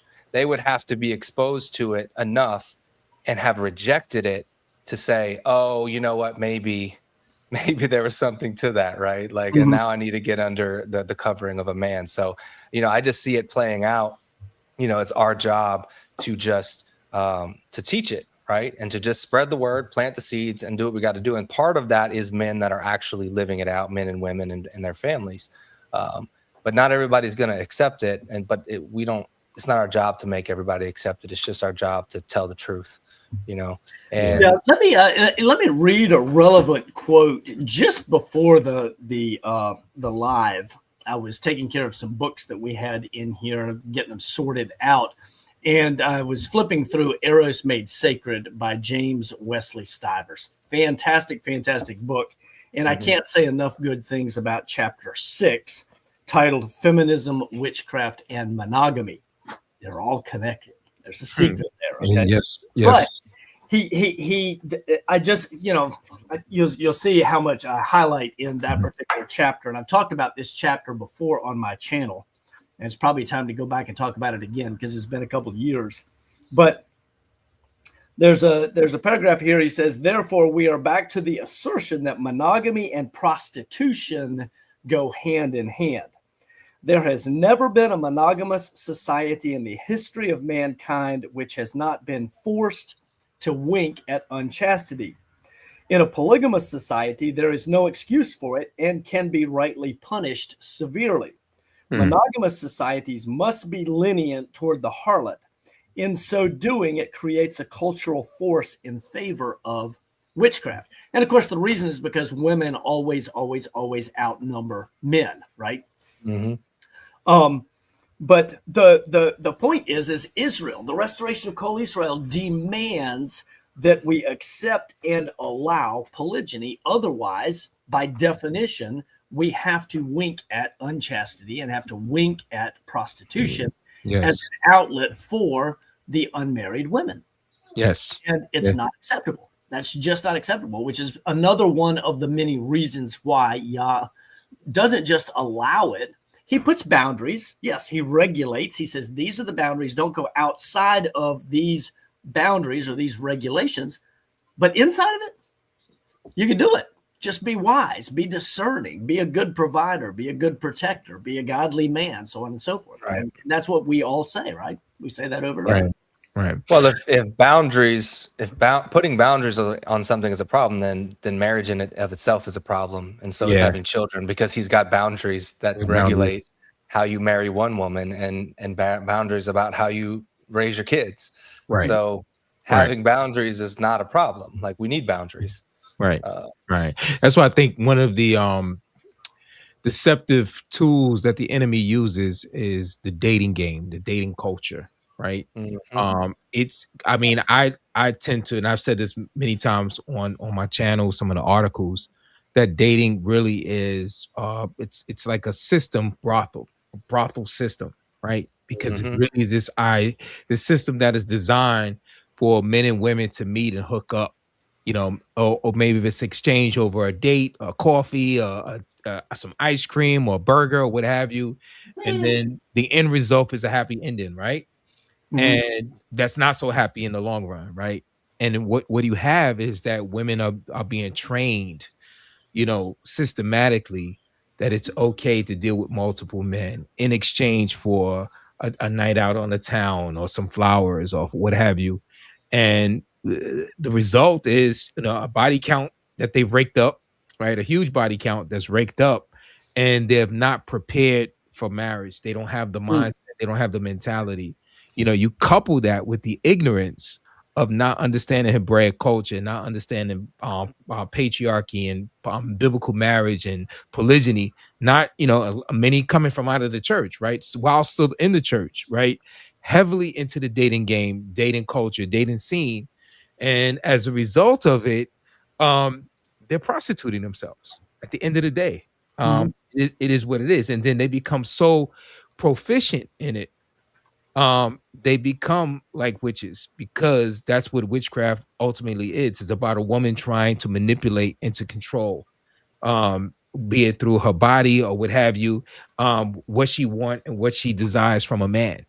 And so now, women have like like they have a man for this, they have a man for that. The man that comes in and fix the plumbing, another man that comes in and puts up the sheetrock. So there's a man for everything. But at the end of the day, it's still a system of prostitution, right?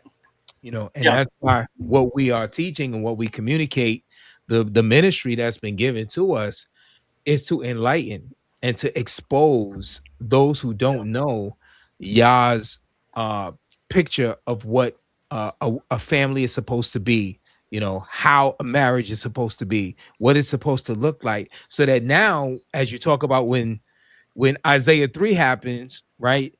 Then they can remember, like the prodigal son, like when he was about to do the ultimate, then he remembered his Hebraic culture, or the rich man who was hard, his fist and his hands was hard towards the poor beggar Lazarus, right?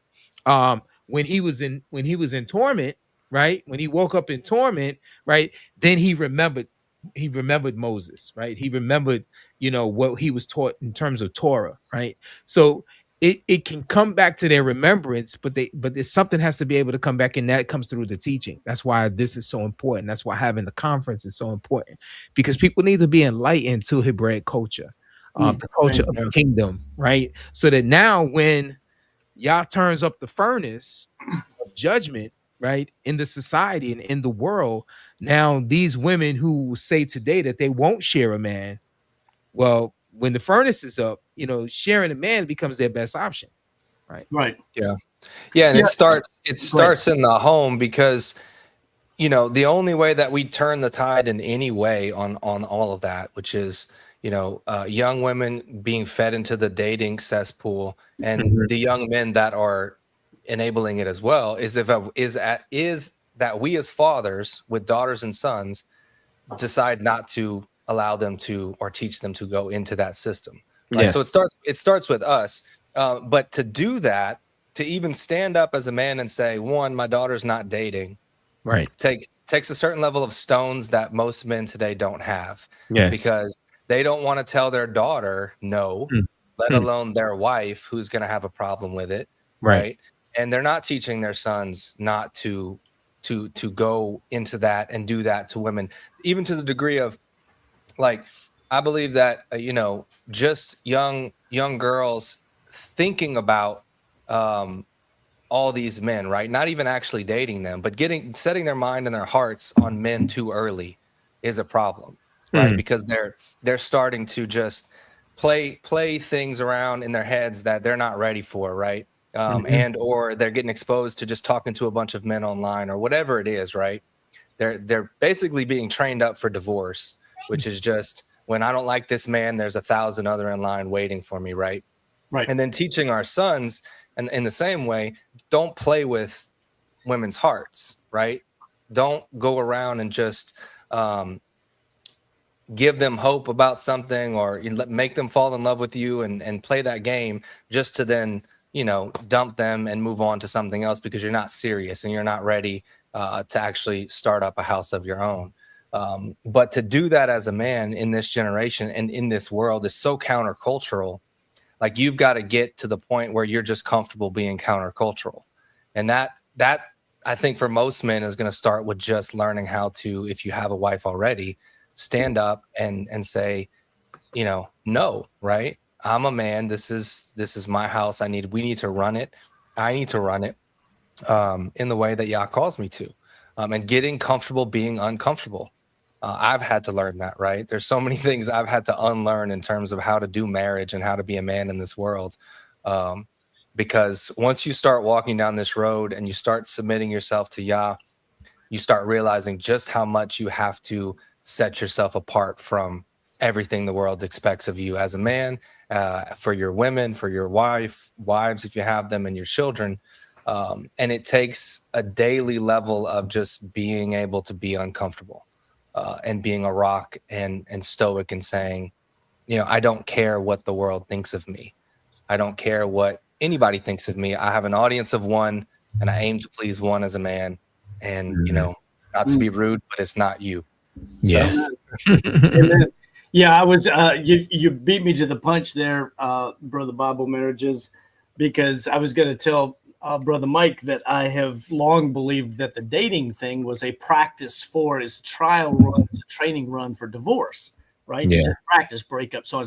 But I've never. Yeah. I'm not sure I've ever thought about it quite the way you just voiced it, Brother Mike, in that it absolutely is a soft prostitution. It's a quid pro quo. I'm going to pay for the dinner, and I expect to get something back in return.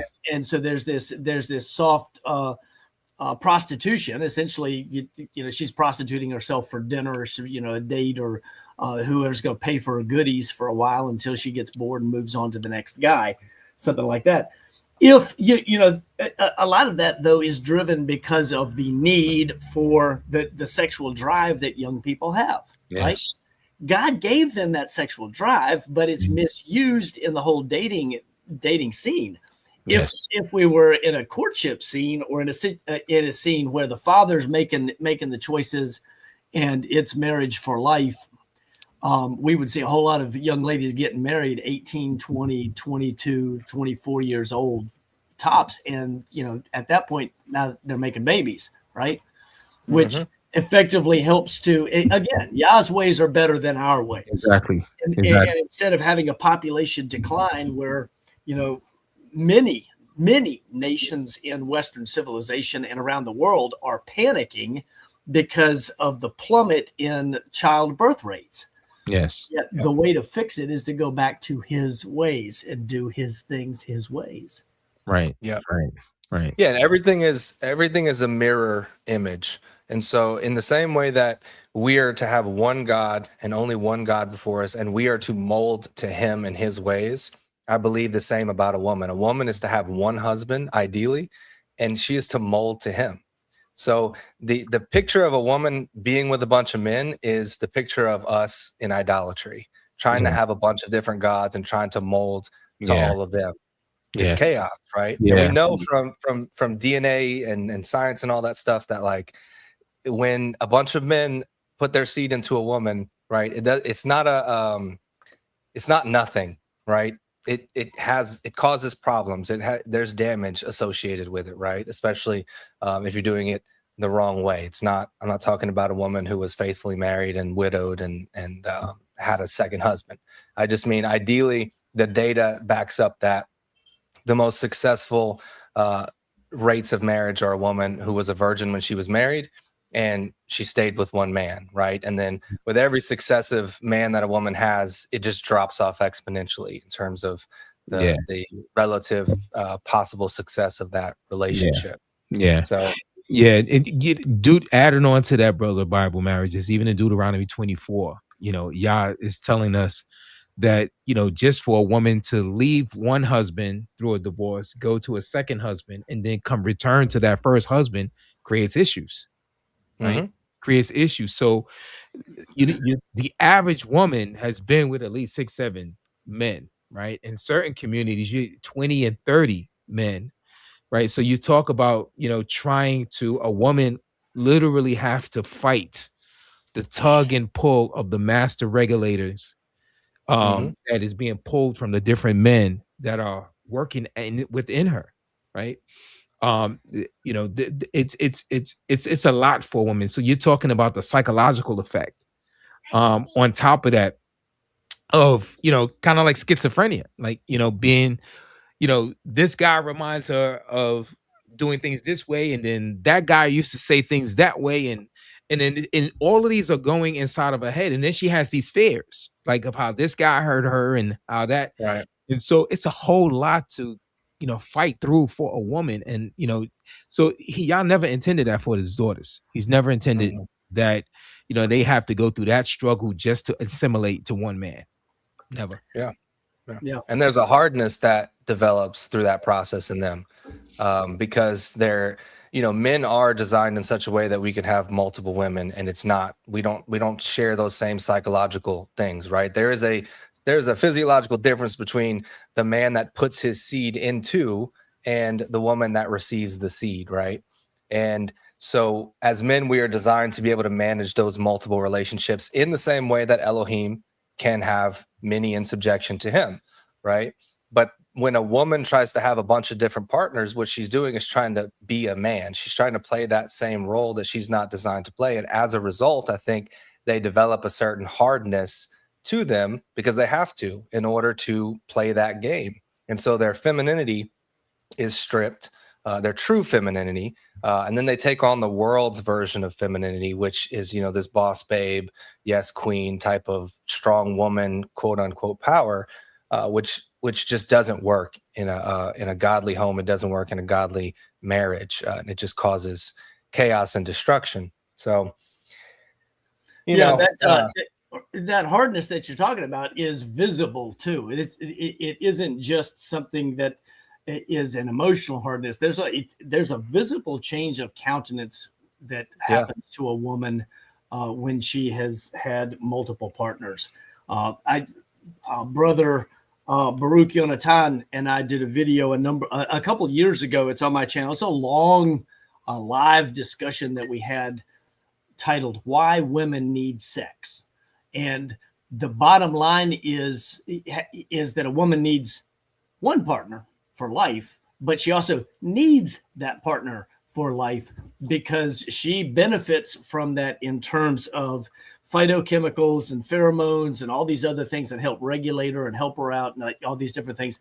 So it's beneficial, but then having multiples and all of that covers much of what you were just talking about there, Brother Bible marriages.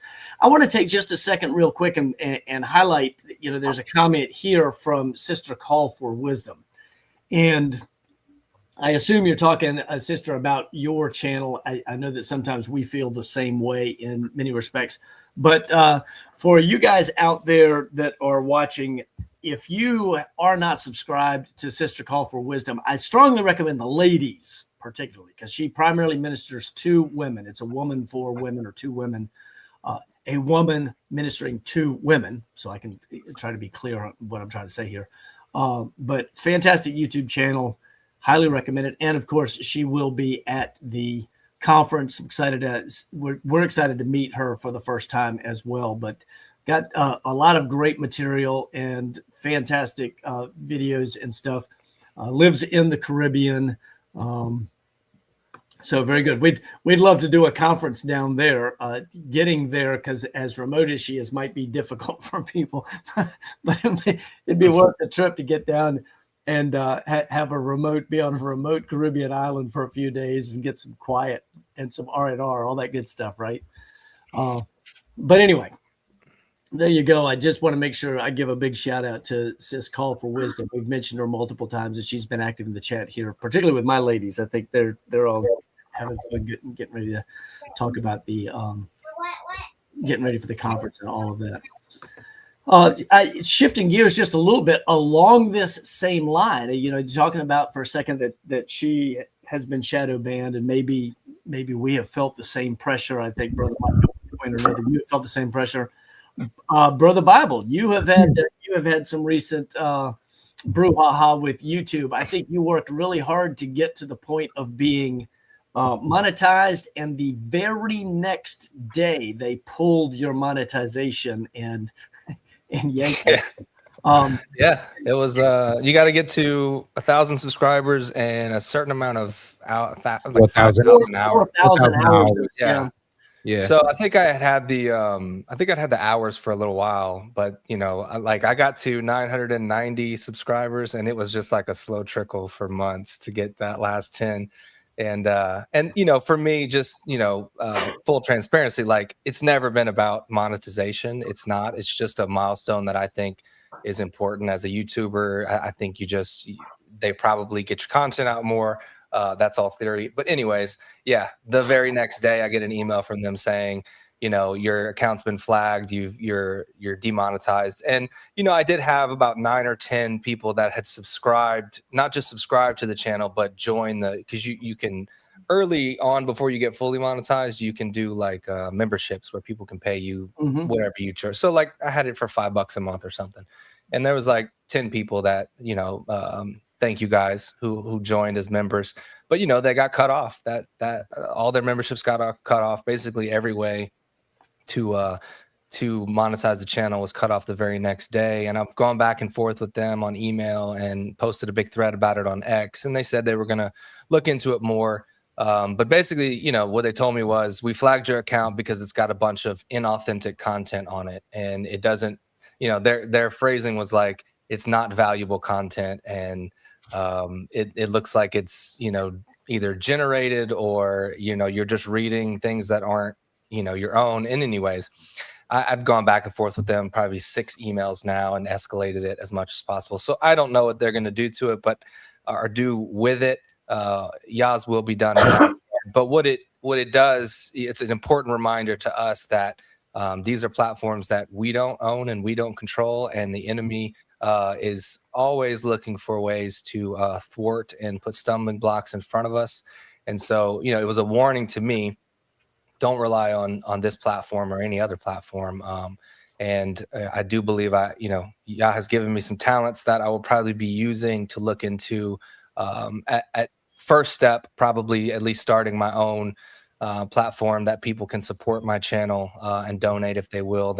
That'll be as much in my control as possible. So, whether like if any of these platforms get big ideas about, I don't like what this guy's talking about, they can't just shut people off from donating to me. And then bigger than that, I think me and Pete have kind of bounced this idea around that maybe we need to start looking at tech and platforms for all of us, bigger long-term picture that we have control over, and we can be sure that they can't just pull the plug on us at any point. Because the more that this message starts spreading, the more we're attacking the ground that they hold very dear. And they've worked very hard to take over. So we have to look at this like the battle that it is, and be wise in everything that we do, and plan ahead. So yeah, and this is a really good segue for us to talk a little bit about what we're seeing in the world around us in terms of the state of the awakening to headship, patriarchy, polygyny, the space that we operate in. And I'd love to get y'all's thoughts a little bit on what you are seeing in that regard. And I'll echo. Now, certainly I agree with you. It was a lot of work to get to be monetized initially. And of course, now, even with 8,300 subscribers, plus or minus, something like that, I think for us, we make maybe 60 or 70 bucks a month on YouTube. But it's a little bit disconcerting when they want to even put their thumb on or crimp the pipeline, or crimp the hose, or reduce the algorithm, or whatever they do, in order to try to reduce the message from going out. Earlier today, and so I'm gonna I set y'all up with this because I want to get your thoughts on what you're seeing out there in terms of how the message is growing, others, and what you're seeing on the different platforms that you operate on. But I know that earlier today, Lily started reading Thora after she got past the S's that looked like F's, because yes, it's a facsimile copy of the 1780s writing. Yeah, that took me a few chapters. Right. It takes, I kept telling her it's going to be okay. She's like, can we get a copy of this? That's, anyway. It was interesting though, because we did a little bit of a digging into the into the background of Martin Madon, Dr. Martin Madon, and ultimately how he was blackballed and everything that he had to say was hidden from history. How Don Milton found that book and resurrected it, I don't know. But the point that I want to make is that he was the greatest theologian of the late 1700s. Even Charles Wesley and John Wesley pointed at him and said, "That's the man. He's the guy that's the best of all of us," right? And yet today you hear about Charles Wesley and John Wesley, and you hear about their hymns and their sons, grandsons' hymns, all this kind of stuff. Mm-hmm. But do you hear about Martin Madon? You don't. Right. And we're living in a different environment here. You know, we were talking today how with the ladies talking the fact that I would love to be able to shake his hand. I look forward to meeting him in the kingdom because he took a very bold stand for Torah. He may not have been a Torah keeper per se, but a very strong stand on a very high view of God's law. Let's put it that way. Yeah. And in doing that, and then being blackballed, essentially completely erased from the pages of history. You can't even find his name in most places. We're living in a different time, but we still feel some vestiges of that in terms of maybe algorithms and stuff like that. And yes, Bible marriages, we need our own platform. So I'm with you there, brother. If you need any help funding or whatever, let me know. I'll try to figure it out.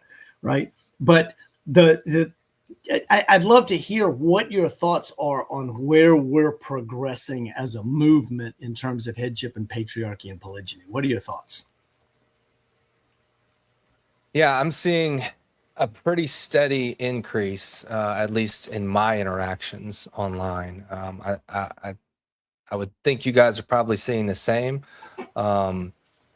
What's really encouraging to me is seeing the people, and Mike said this was his path as well, is the amount of people coming in through the door of polygyny and then the logical progression to just observing God's law.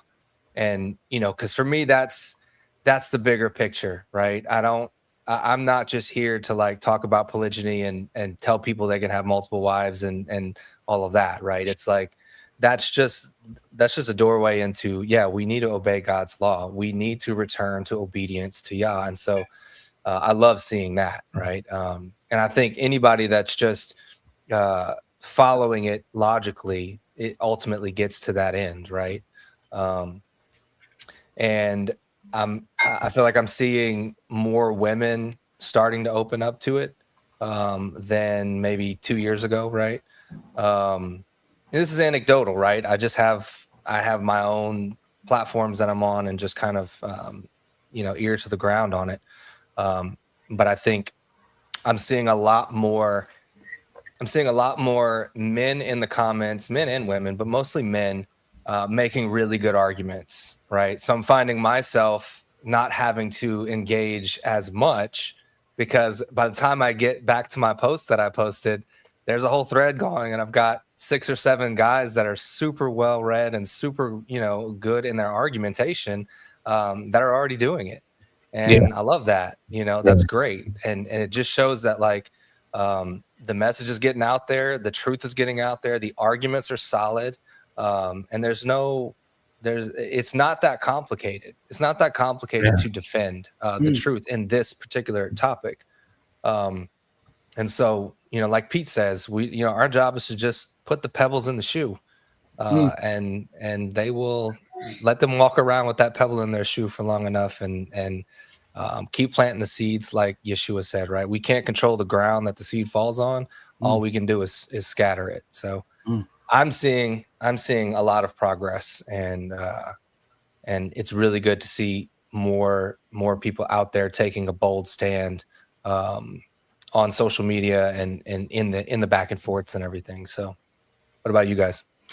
Yeah, I would say also too, don't discount the rise in the enthusiasm with this idea of right? Polyamory, right? So there's a lot of people talking about it. I mean, I had a conversation with a young lady probably a little bit over a month ago where she actually approached the conversation she brought it up in the conversation, and she kind of like hinted like there could have been, like the gate was open for her and I. And one of the things that she wanted to know was, when we did start talking about polygyny, was it okay for a woman, the women to, interact with each other sexually, right? And so there's this fascination, and I just think that it just creates a pull, even though we know that it's not biblical when you start talking about polyamory, but it does create an opportunity for the conversation to be had. So it's not Yeah. just what's going on in our space, in terms of us from a Mhm. biblical perspective, but the world is talking about poly more now. Right. Yeah, because they're realizing that this enforced monogamy thing, even on a secular level, doesn't work. Right. Exactly. It has an expiration date on it. It works for a little while, but it only works if you enforce a lot of other things that aren't being enforced. Yes. Like premarital chastity and postmarital chastity and extremely difficult divorce. That's the only way you can get enforced monogamy to even somewhat work. Right. And so, yeah, I've long said that the world is going towards poly, and the church overwhelmingly isn't prepared to distinguish biblical polygyny versus the world's poly. Yes. And pastors and teachers and men aren't prepared for their congregation, because what's going to happen is you've got, Susie in the pews who's 20 years old, 23 years old, and her secular friends are in polyamorous relationships or whatever. And they've got, or maybe just a polygynous situation. It's a bunch of women with one man. He's got a harem or whatever. And they're looking at it and saying, I see this in the Bible. I see this now in the world, but Pastor Jeff is telling me I got to wait around for the guy that doesn't exist. Right. You know what I'm saying? So why can't I just join, the guy behind me in the pew who's got a wife that I love? She's awesome and he's awesome. Like, why can't I join his family? I saw that with Jacob. I saw that with, Abraham. I saw that all through the Bible, and Susie's going to start reading in the scriptures and being like, I don't see God saying this is a problem ever. Yeah. But Pastor Jeff is not prepared for it. Pastor Jeff's going to tell her, no, that's just because it's the evil of the world. That's you're exactly. And so, I think another part in what we're doing, and Yah's waking up men and women to do, is to be prepared to have that conversation. Right. To be prepared to offer the biblical solution, right? So they don't get sucked into the world's version of it. Right. Yeah. Exactly. I agree that I'm very much seeing an increase in the conversation, seeing more interest and more openness in the conversation. A couple of anecdotes, I guess personal anecdotes, but one of the things that I would say, for example, recently, I had to take a business trip. My company was paying for me to go to a city that wasn't terribly far out of away. It was a couple hour drive. And I asked permission. I said, can I take both of my ladies? And I think that they were maybe concerned just about the awkwardness. But at the end of the day, I've had this conversation before with them. They know that I have two ladies. And so ultimately they were like, yeah, okay. You're only going to get X amount for meals and we'll pay for your hotel room. And so we got a hotel room that had 2 queen beds, and they traveled with me and actually ended up being allowed to participate with me in some of the parts of the weekend conference. It was a 5 or 6 day conference. It was Thursday through Monday, something like that. So it's a good 5 day conference. And so they got to participate. And there were some things that our company did that were team building, and they were invited along for parts of that.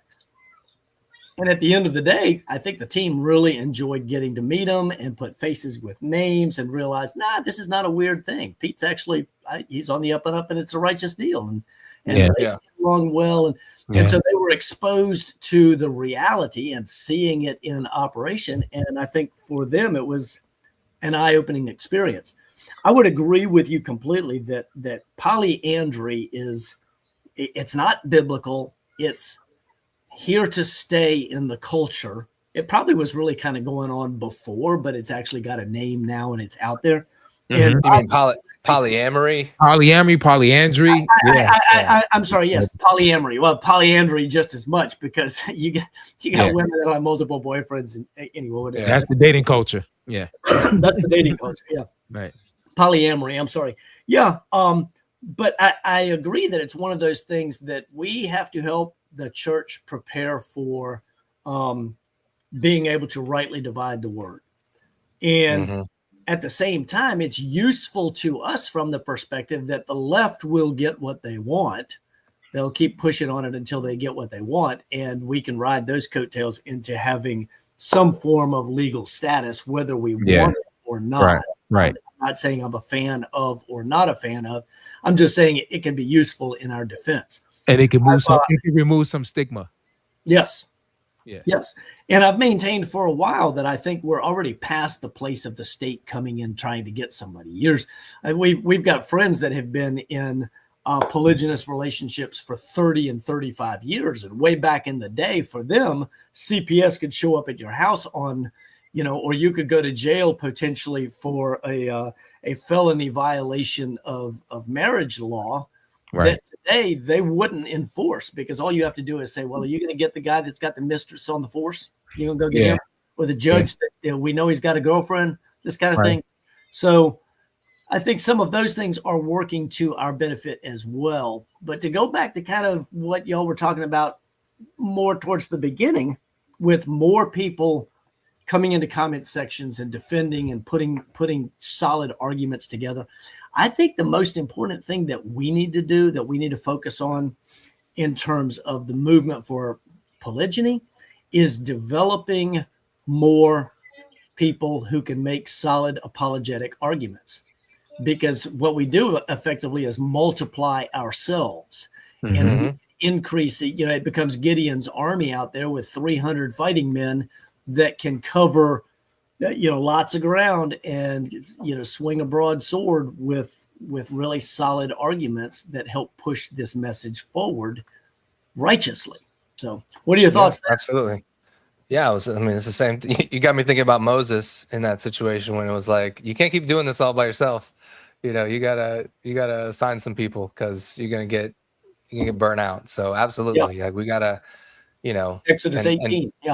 And part of that is just us doing what we do and continuing to do it and continuing to put content out there, continuing to be in the comment section, doing the apologetics, and just helping encourage the men to go out there and do the same, right? And challenging other teachers, pastors, and others. We do this with the response videos, but I think it's very important for us to challenge them, particularly those that are Torah. They call themselves Torah teachers. I'm going to challenge them. If you're going to speak stupid on this topic, I'm going to challenge you, because you are denigrating the Most High, you're denigrating His word, and you're not upholding the Torah. And so those are the ones that I go after the hardest. And you should, because I don't see how you can, you call yourself a Torah teacher, a Torah observant teacher, and then you teach against polygyny, because it is so just obnoxiously clear that it is not a violation. And so, the Christian pastors have somewhat of an excuse. It's not a good one, but they at least have somewhat of an excuse to say, well, we don't even think the law applies still. So they get to fall back on well, you're just applying to the old law, and we don't actually think that that's valid anymore. Yeah. And so it's a harder transition to get, the non-denominational or the Catholic priest to agree that polygyny is righteous. The Torah teachers have no excuse at all, because they are truly cherry picking. If they try to say, well, we like all this Torah stuff, but not that. Right. That's way worse. And I would say that the church lost the homosexual battle before it ever began, because they had rejected the Torah. Right. Yeah. Exactly. They lose this battle equally because they've rejected the Torah. And in fact, I have said it before, and I'd love y'all's thoughts on this, but I've said it before that I don't think the Father will defend your false doctrine. He won't help you defend your false doctrine if it's contrary to his word.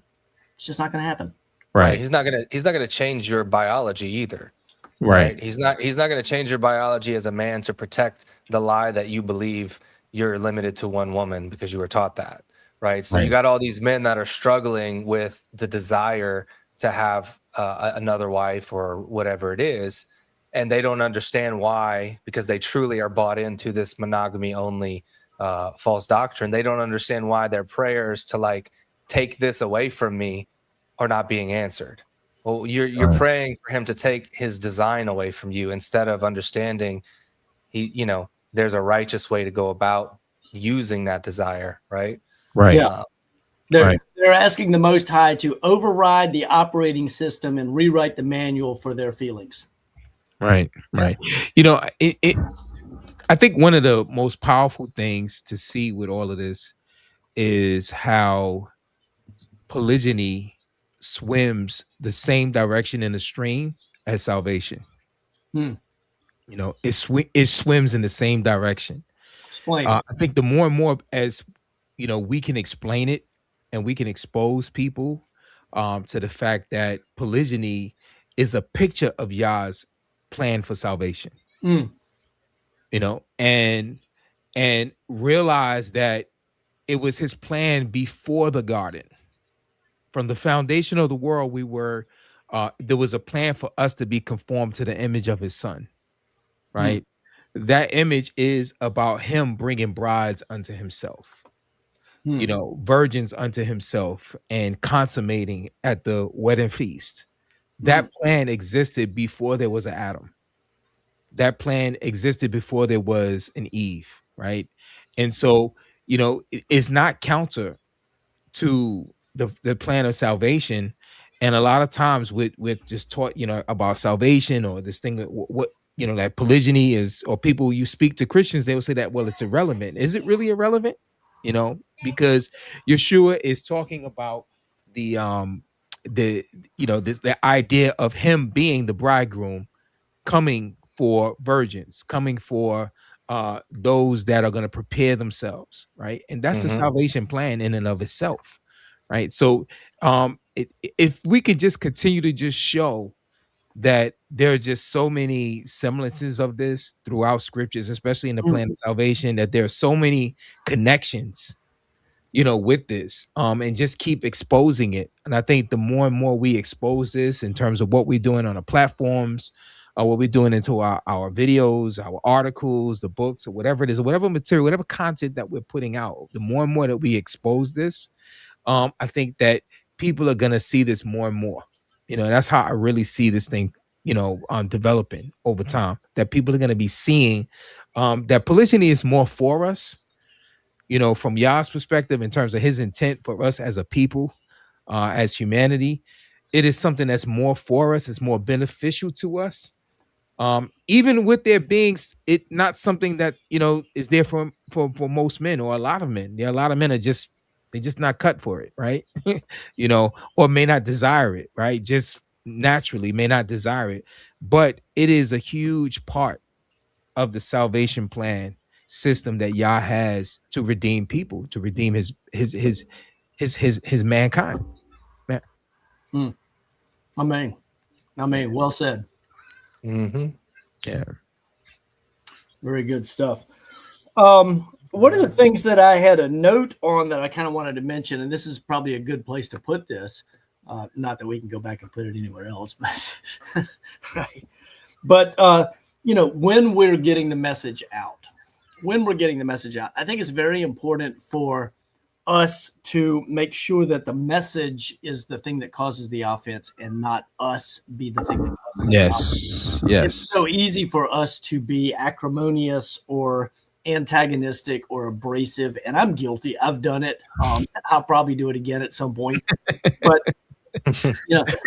I think in comedy, and also have to understand that there's a difference in how you speak to sometimes there's a difference in how you speak to a public audience, what I can say on video versus what I would say to somebody if I was speaking to them face to face, one-on-one, right? You got more body language and other things, but generally I'm going to do everything I can not to be the stumbling block. I can lead them to the stone that makes the men stumble, but I don't want to be the stone that makes men stumble, right?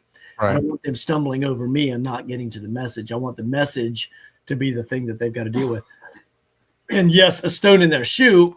Brother Bible Marriages, you used the image of stone in the shoe, followed immediately by planting seed. And I was thinking about being in the garden the other day, and I got an okra seed in my flip flop, and it was just like a stone. And that was the first time that when you said that I put it together, and I thought maybe it's the seeds that are that are really what's falling in their shoes, because some seeds are big enough to be really uncomfortable to step on.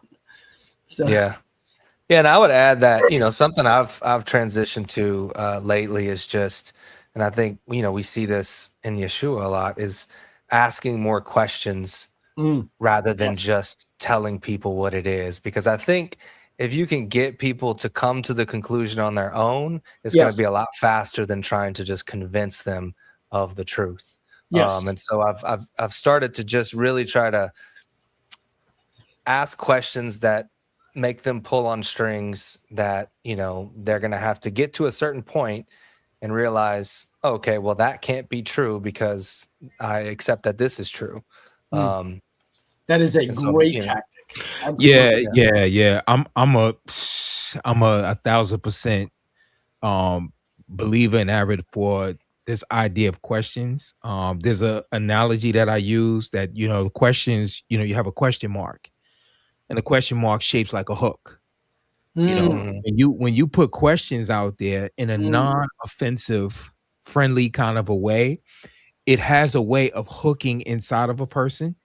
And it remains even after long after the conversation. The question remains more than if you just dagger them with just a statement, right, or an attack. Question, it forces them to think. It forces them to think about their position. It forces them to reason within themselves. And when we're reasoning in ourselves, that's how we become educated. The root word education, the Latin word I believe is educo. And it's something that comes from within. So your education process is always, even in a class, like you can take a class in school, and everyone fears and dread this class. They dread the teacher because he's an infamy. He has a record known for failing, or people failing his class.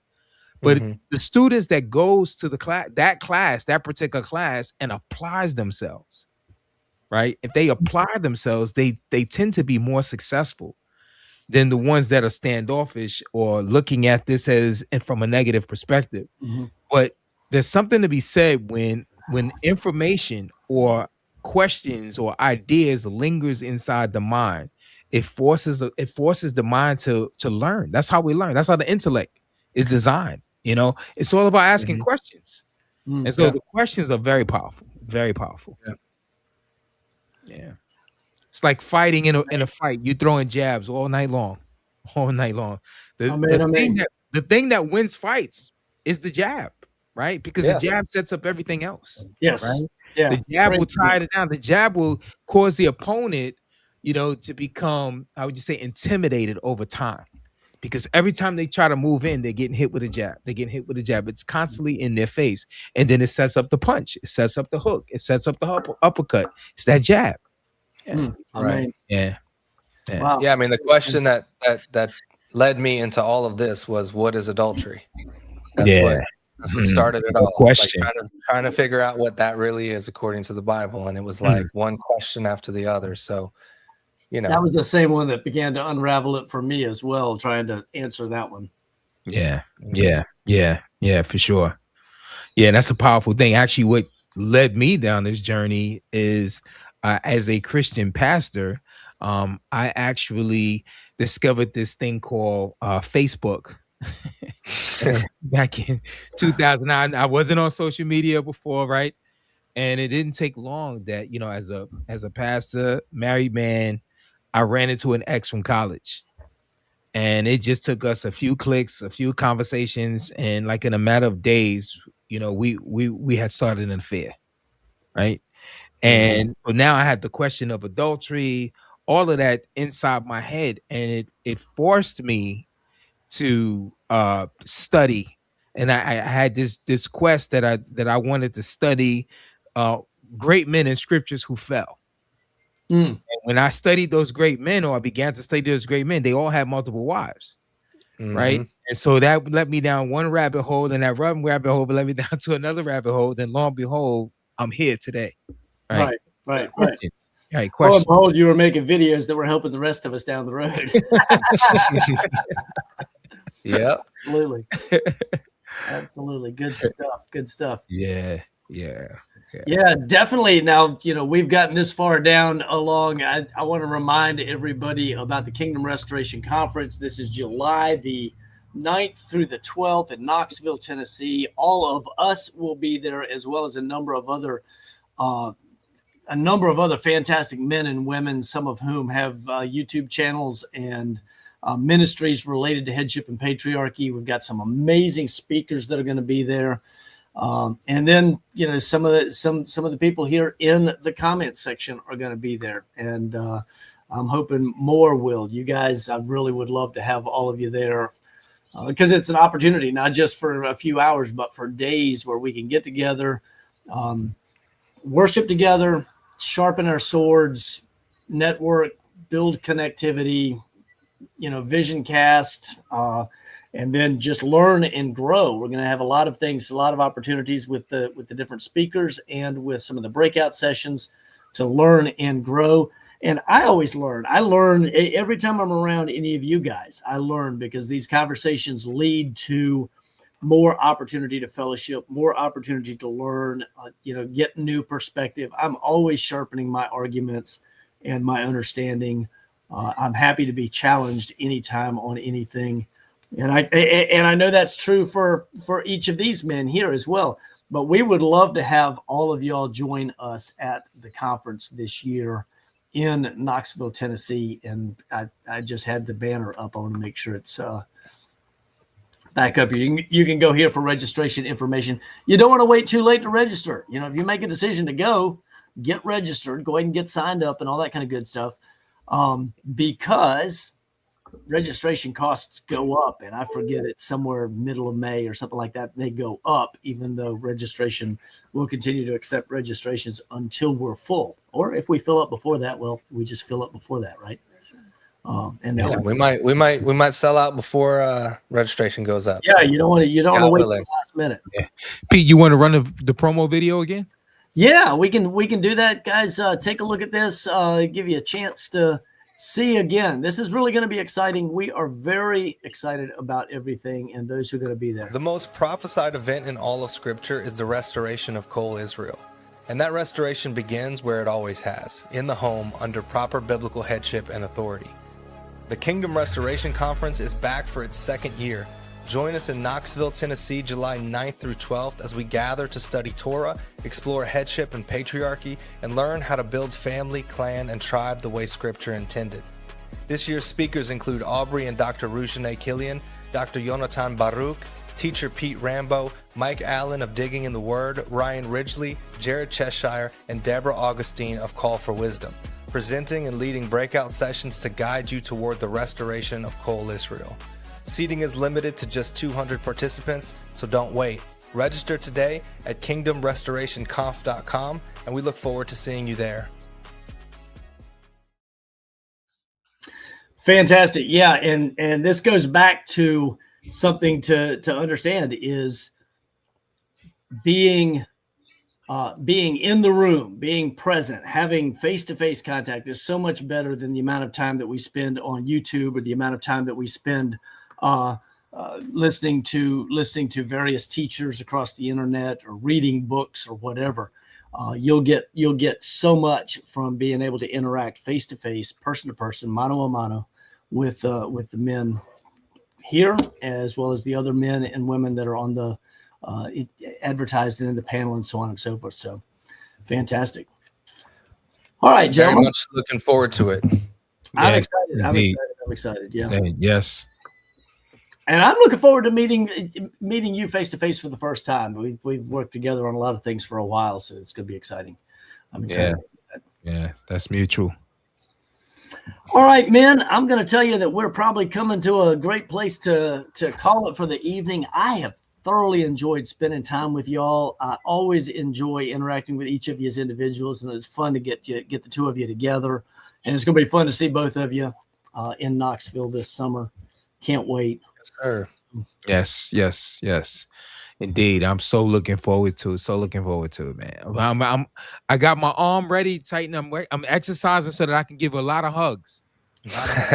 Woo-hoo. Yep. Get that. Get your family crest and banner set up so that you can bring that flag. And excited about that. And I think Bibles. I haven't heard him say anything yet. Have they shown us their flag? Have not. I expect something kind of cool from. No, still got to work on that. So, yeah, I'm working on mine too. Yeah. Mr. Creative, I'm telling you, it's going to be really interesting. So I'm excited about that. So fantastic. It'll be cool. All right, gentlemen. And for everybody out there, I've thoroughly enjoyed this. I know that these men have. And so I would say for King and Kingdom, we bid you shalom. Shalom. Shalom.